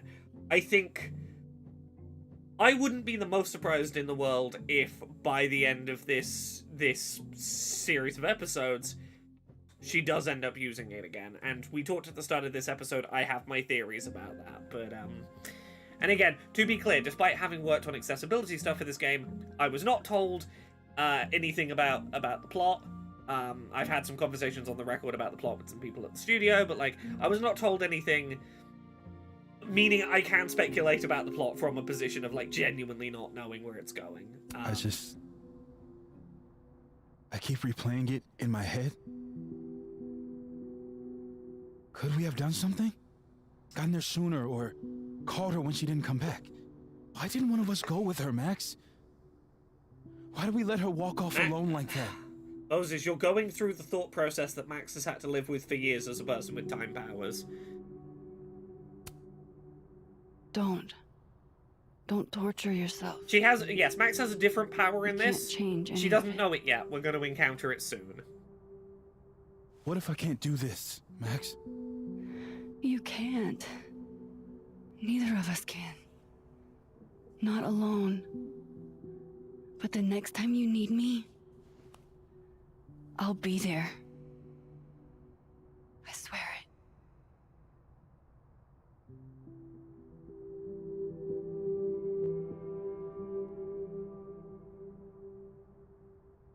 These two are lovely together.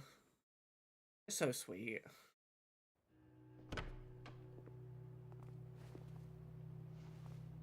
Yeah, I think we're within about 10-15 minutes of ending the first chapter. Safi weighs heavily there on us today. In fact, my best-selling novel speaks to this precise moment. Oh, this is the other man I hate. Yeah, the Goku man I drank some drink a second ago. Sales don't lie. And being remembered for one's words is a kind of immortality. This is the only man I hate as much as Grief Vin. is I hate this fleeting. more than Vin, this man. But yes, words... yes, this man is using Safi's death. Safi, who hated him. Like, Safi hated this man, and this man is still using her death to try and fucking sell his book.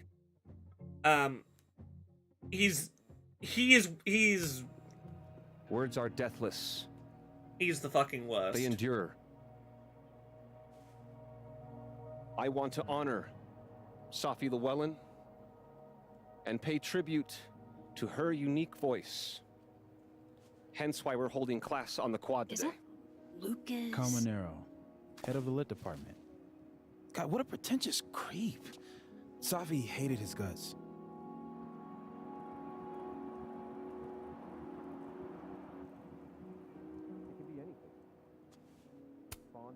I don't give a shit what Lucas does. You shouldn't either. It just bugs me seeing him up there, basking in everybody's sadness. Safi never found the audience that so few of us enjoy. It's up to us to keep her fire burning. Tell me that shutting him up won't make me feel better. It won't. But I wouldn't blame you for trying it anyway. I'll find you later. I can't watch this. I'm gonna go fuck with this man's day. I'll catch you up in like 2 minutes, Moses. I gotta really fucking embarrass this man in front of a crowd. Lucas gets under my skin. I could try to shut him up, or I could... No, there's no but. I'm shutting him up. Good to see you.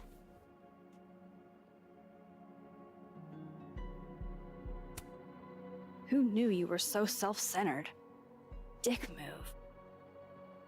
Paying tribute to my colleague? Seems like you're paying tribute to Lucas Calmanero. You were close with Safi too, weren't you? Anything you'd like to say? Yeah, I think I've got some words I can say that'll shut you the fuck up. Yeah. I think That I aren't could about share bigging things myself up, but are about her and who she was and why she'd have fucking hated you. I knew Safi well. And You would have hated this. this would have been a total nightmare for her. The self-seriousness of it all would have made her skin crawl. She would have stood there and made the dumbest faces you've ever seen. Just to get me to laugh. The fact that she isn't here right now to fuck with us? It's not fair. That's an honest fucking obituary, that is well worded, honestly, Max. You shut him up, but you did her justice, I think. Enough of this. I should see how Moses is doing. Here if you need anything.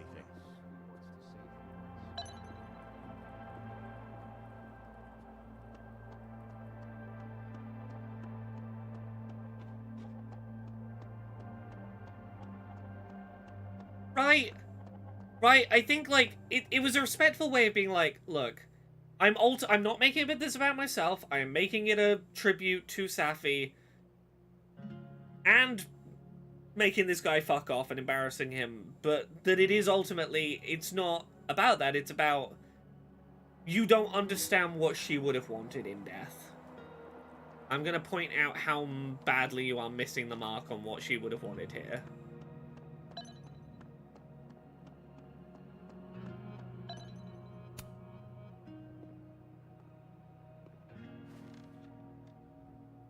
So, did it make you feel better?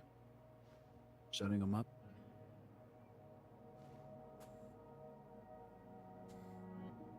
A little. Honestly, kinda. In a stomping on your Barbies while pretending to be Godzilla kind of way. You know that's not a universal childhood experience, right? Well, maybe it should be. Right? Hey, I have a question about Safi. Okay.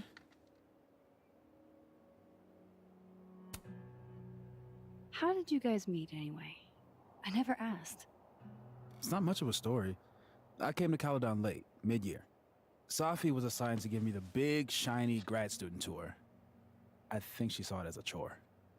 Doesn't Yasmin have a VIN for that? Exactly. But then she saw this bracelet I got in Kyoto. A little cherry blossom. I've always liked that bracelet. She just finished a poem called Hanami. It means watching blossoms in Japanese. I haven't thought about that in a while.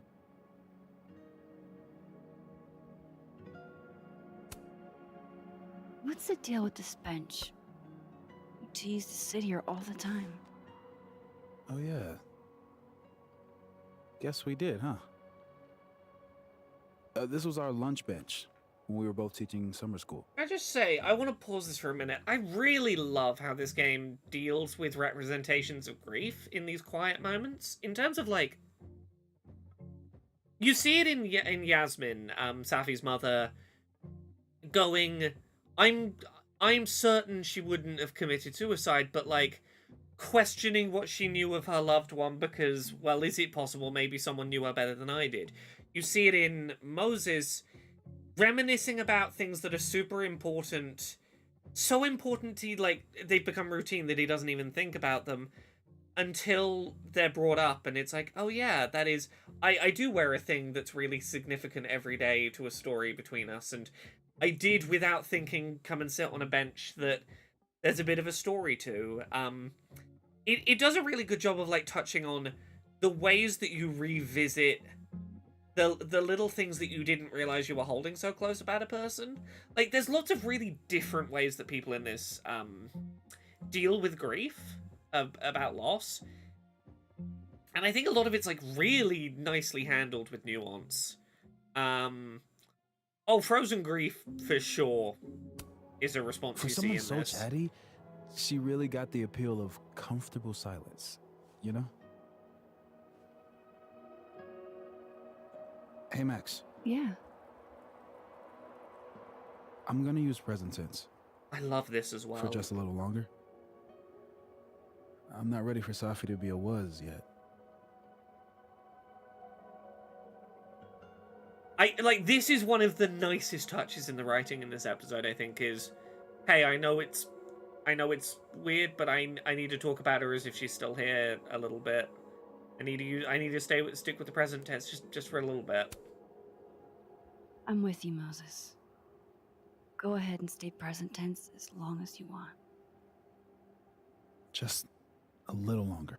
Okay. I think I might need a little alone time. Probably just as well. I gotta get over to the observatory anyway. Now, you'll text nearly an entire anything? episode into A Life is Strange. Promise. Get ready for the first You little too. tease of what's going on with supernatural power shit in this one. 3.5, 4 hours into the stream. No. You want to go in aggressive with the red deck. Hit hard and don't let up. Lose more tactically. Moses?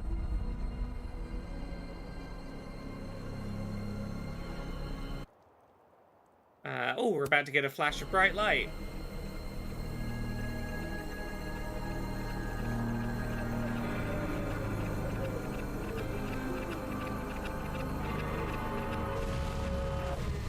It's not rock, paper, scissors.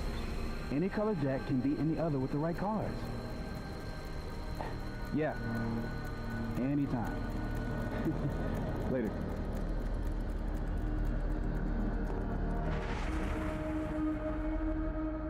What the hell was that? Welcome to the new power. Where's that other Moses? How do I bring him back?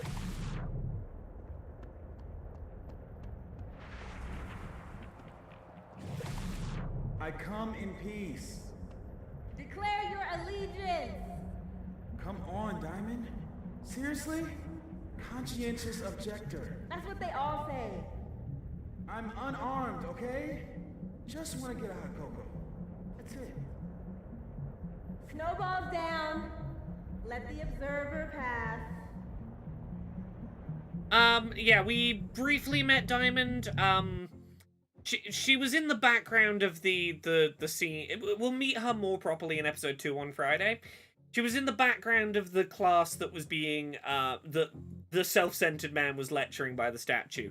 She was in the background of that shot. Actually, I can... give me a sec. I can point out a photo of her in a second. I gotta respond to some of the people's messages in this. Thank you for taking care of my package. Oh, fuck, I didn't mean to be flirty. I meant to keep it friendly. Fuck. Oh no, I did not mean to fucking flirt with Vin. Fuck.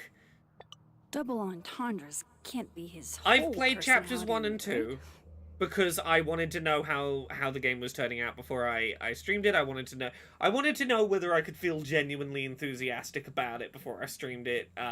You know, given that I worked on the game, I was like, I want to know what I think of this game before I stream it, so that I can, you know, be tactical as a person who's worked on this game. If, you know, if it turned out that I had very mixed or had negative thoughts about this game, I would want to have had a minute to be tactful about that as someone who worked on the game.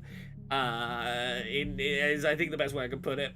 I was like, I want to have a sense. So I've seen episodes 1 and 2. I've not seen every choice from episodes 1 and 2. I don't know what some of this shit's gonna lead to. I don't know the consequences of some of this stuff yet.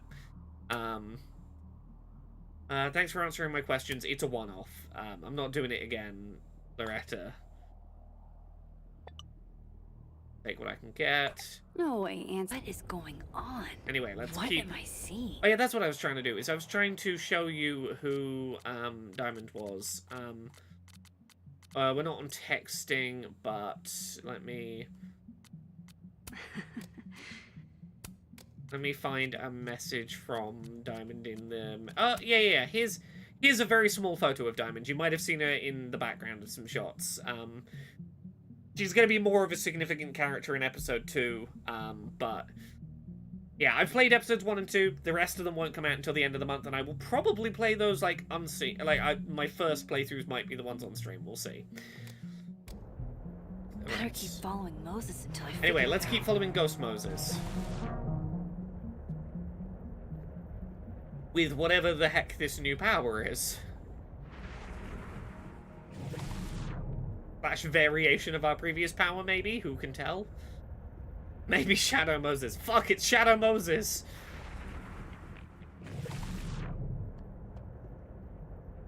Come on, Moses, don't take too long tying your shoes. I need to know where you're going. If you take too long, I have to fucking re-up my magic system. There we go. There we go.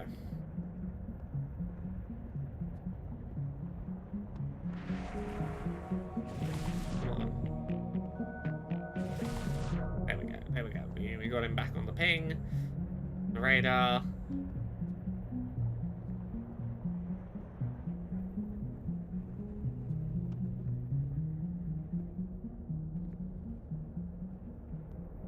Come on! There's tension happening right now, Moses. Move! Come on, lad. Come on, sir.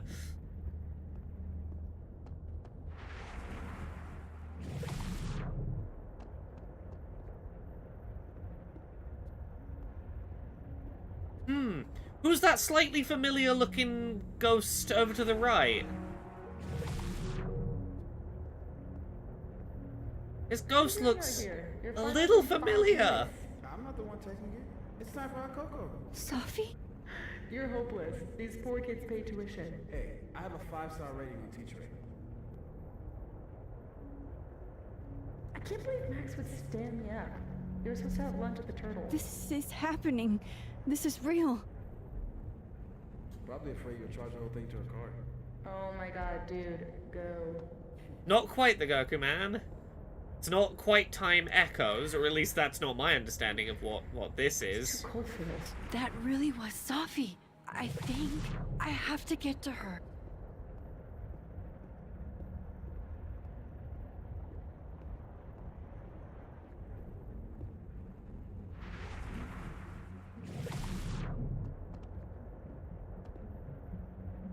Is this Max seeing a parallel timeline? Perhaps one in which her friend didn't get murdered? An alternate world that is split off because of some difference? If she could just hear me like I can hear her. Sophie! I'm right here! Right in front of you!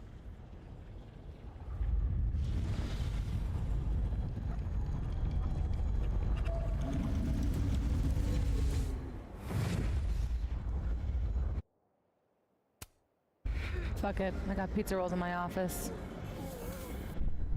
L1 to tear your way through to a different parallel reality.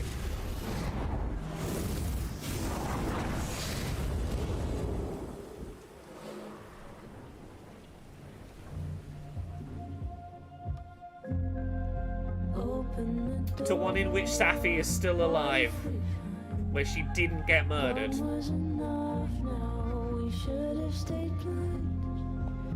Can you solve Safi's murder? Thought I was gonna freeze to death. By hopping back and forth to a world where she's still alive?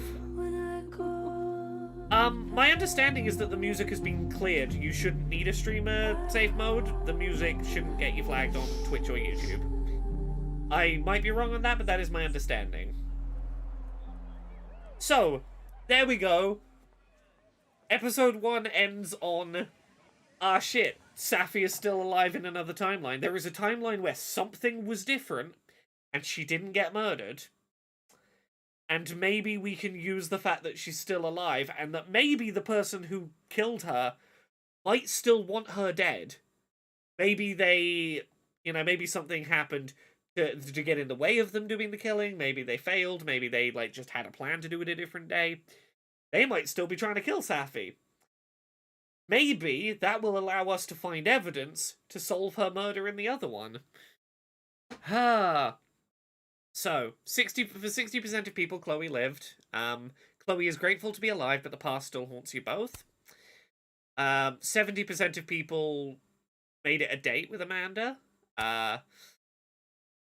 Only 22% of questions, I'm in the minority on this, answered Loretta's interview questions. I said at the time, I recognized it was the wrong thing to do. But I'm following my heart, and my heart says Gwen is good. And I look, I don't know this at the end of episode 2 for certain, but I think putting some faith in Gwen is going to pay off.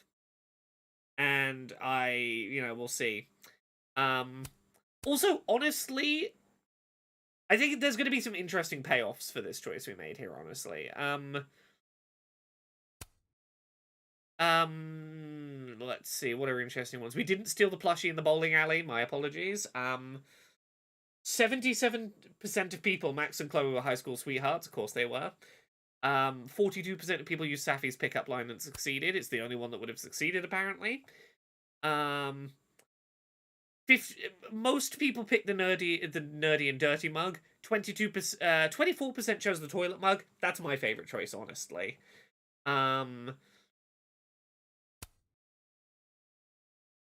Most people didn't add the Arcadia Bay pictures to the photo wall. Most people didn't bring Moses' hot chocolate. Oh.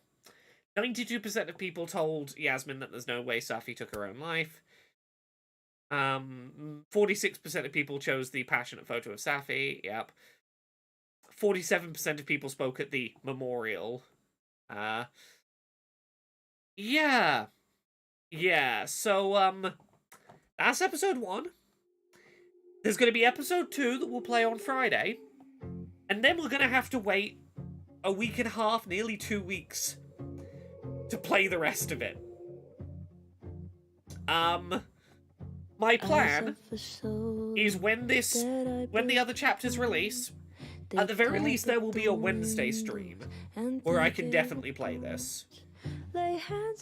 What I will probably do is a long Wednesday stream, maybe going into the early hours of the morning, and if I need to do more, maybe a Thursday stream, which I don't usually do, in order to get it finished.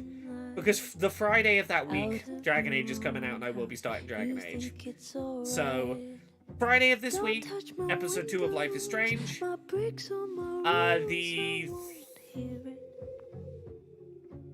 29th and 30th, I think, would be the days for finishing the other chapters at the end of the month. in order to jump into Dragon Age. Oh, Delta! I'm glad this was good for you. I'm glad this was a good stream. And hopefully, by the time we stream the remaining chapters at the end of this month, I will be in those credits. I'm not there yet, but hopefully next time we play this, we'll be able to load these credits up, and I will be in there. Can't tell the difference on a steady floor. Give me a sec. Let me double check my dates on stuff. Or lose even more. Safety in numbers, but I never said I was ready.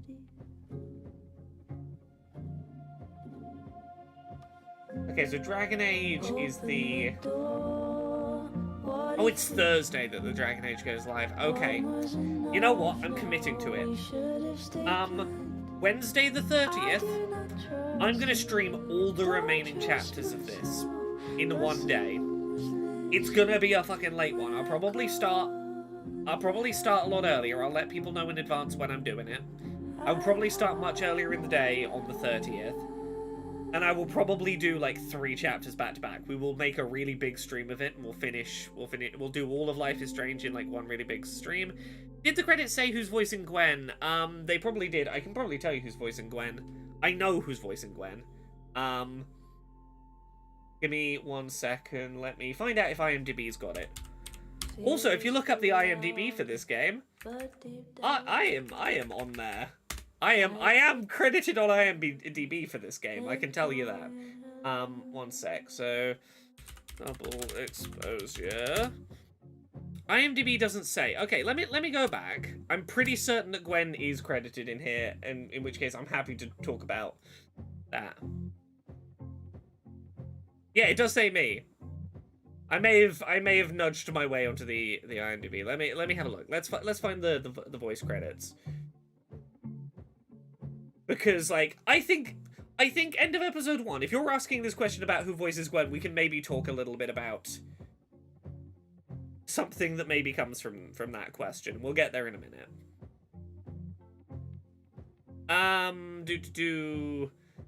Rachel Crowell.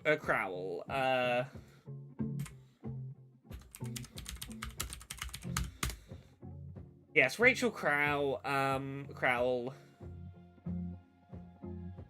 is the voice of Gwen, and I think it's fair. I think with that question asked, I will say Rachel Crowell is a trans woman. We've got a trans woman voice actor in, and I don't think it's too spoilery to say Gwen as a character is a trans woman, and that is going to come up next episode a little bit. Fucking love her voice. I think her voice is great. I'm glad that they got a trans woman to play a trans woman. And look, I may have known prior to playing chapters 1 and 2 that, look, I know very little about, I know like basically none of Gwen's plot, but I do know that Gwen is a trans woman played by a trans woman. This was one of the things I knew going in, one of the things I was told by members of staff on the game who were like, hey, I want to reassure you, we are fighting to do some good progressive shit in this game, and I think you're going to really like Gwen. And, like, being transparent, I have faith that they're not going to pull some bullshit, like, the evil villainous murderer was the trans woman.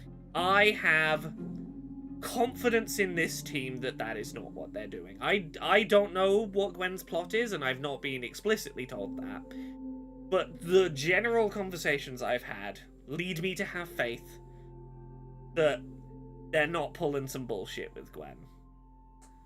And as such, I really just want to be on good terms with... I want to be on good terms with this character because, as I said, by the end of episode 2, Gwen is my favourite character in this. I think Gwen is fucking fascinating. Love Gwen as a character. She's wonderful.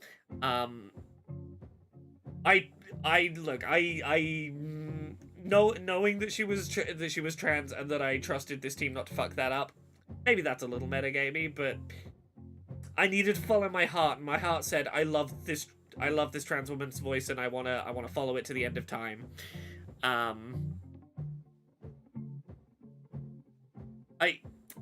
My suspicion is that they are playing on known tropes of they know people will be suspicious of the trans woman, and that trans woman will not be given proper benefit of the doubt, and that I think that is a major red herring. I think it is a major red herring that is designed, like, my gut instinct is it is there because it is designed to trick people who have shitty opinions into going, oh, I've worked it out, and to, like, have them go completely down the wrong track because, like, they just fucking went, oh, trans person, clearly evil.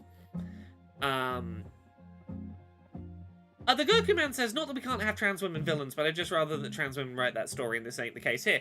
Is it not? I do believe this game's, like, I believe the narrative director is a trans woman.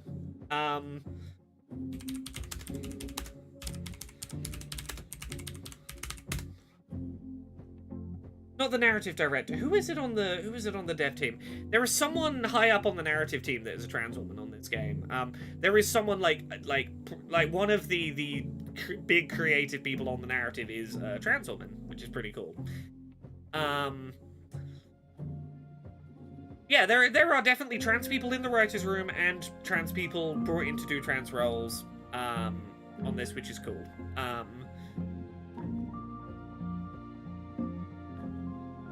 But yeah, I fucking love her. I love her as a voice choice. I think that Rachel Crowell does such a good job.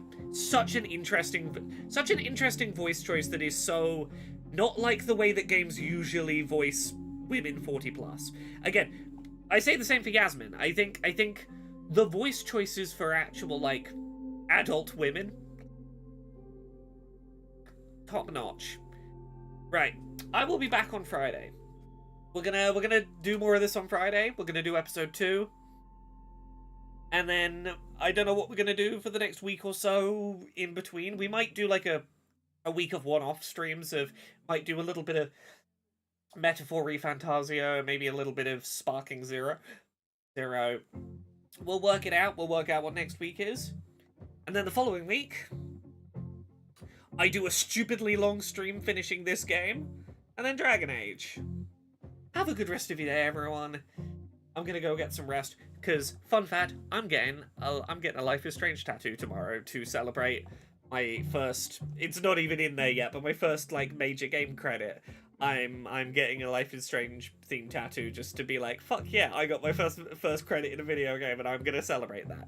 I'm gonna go get that done in the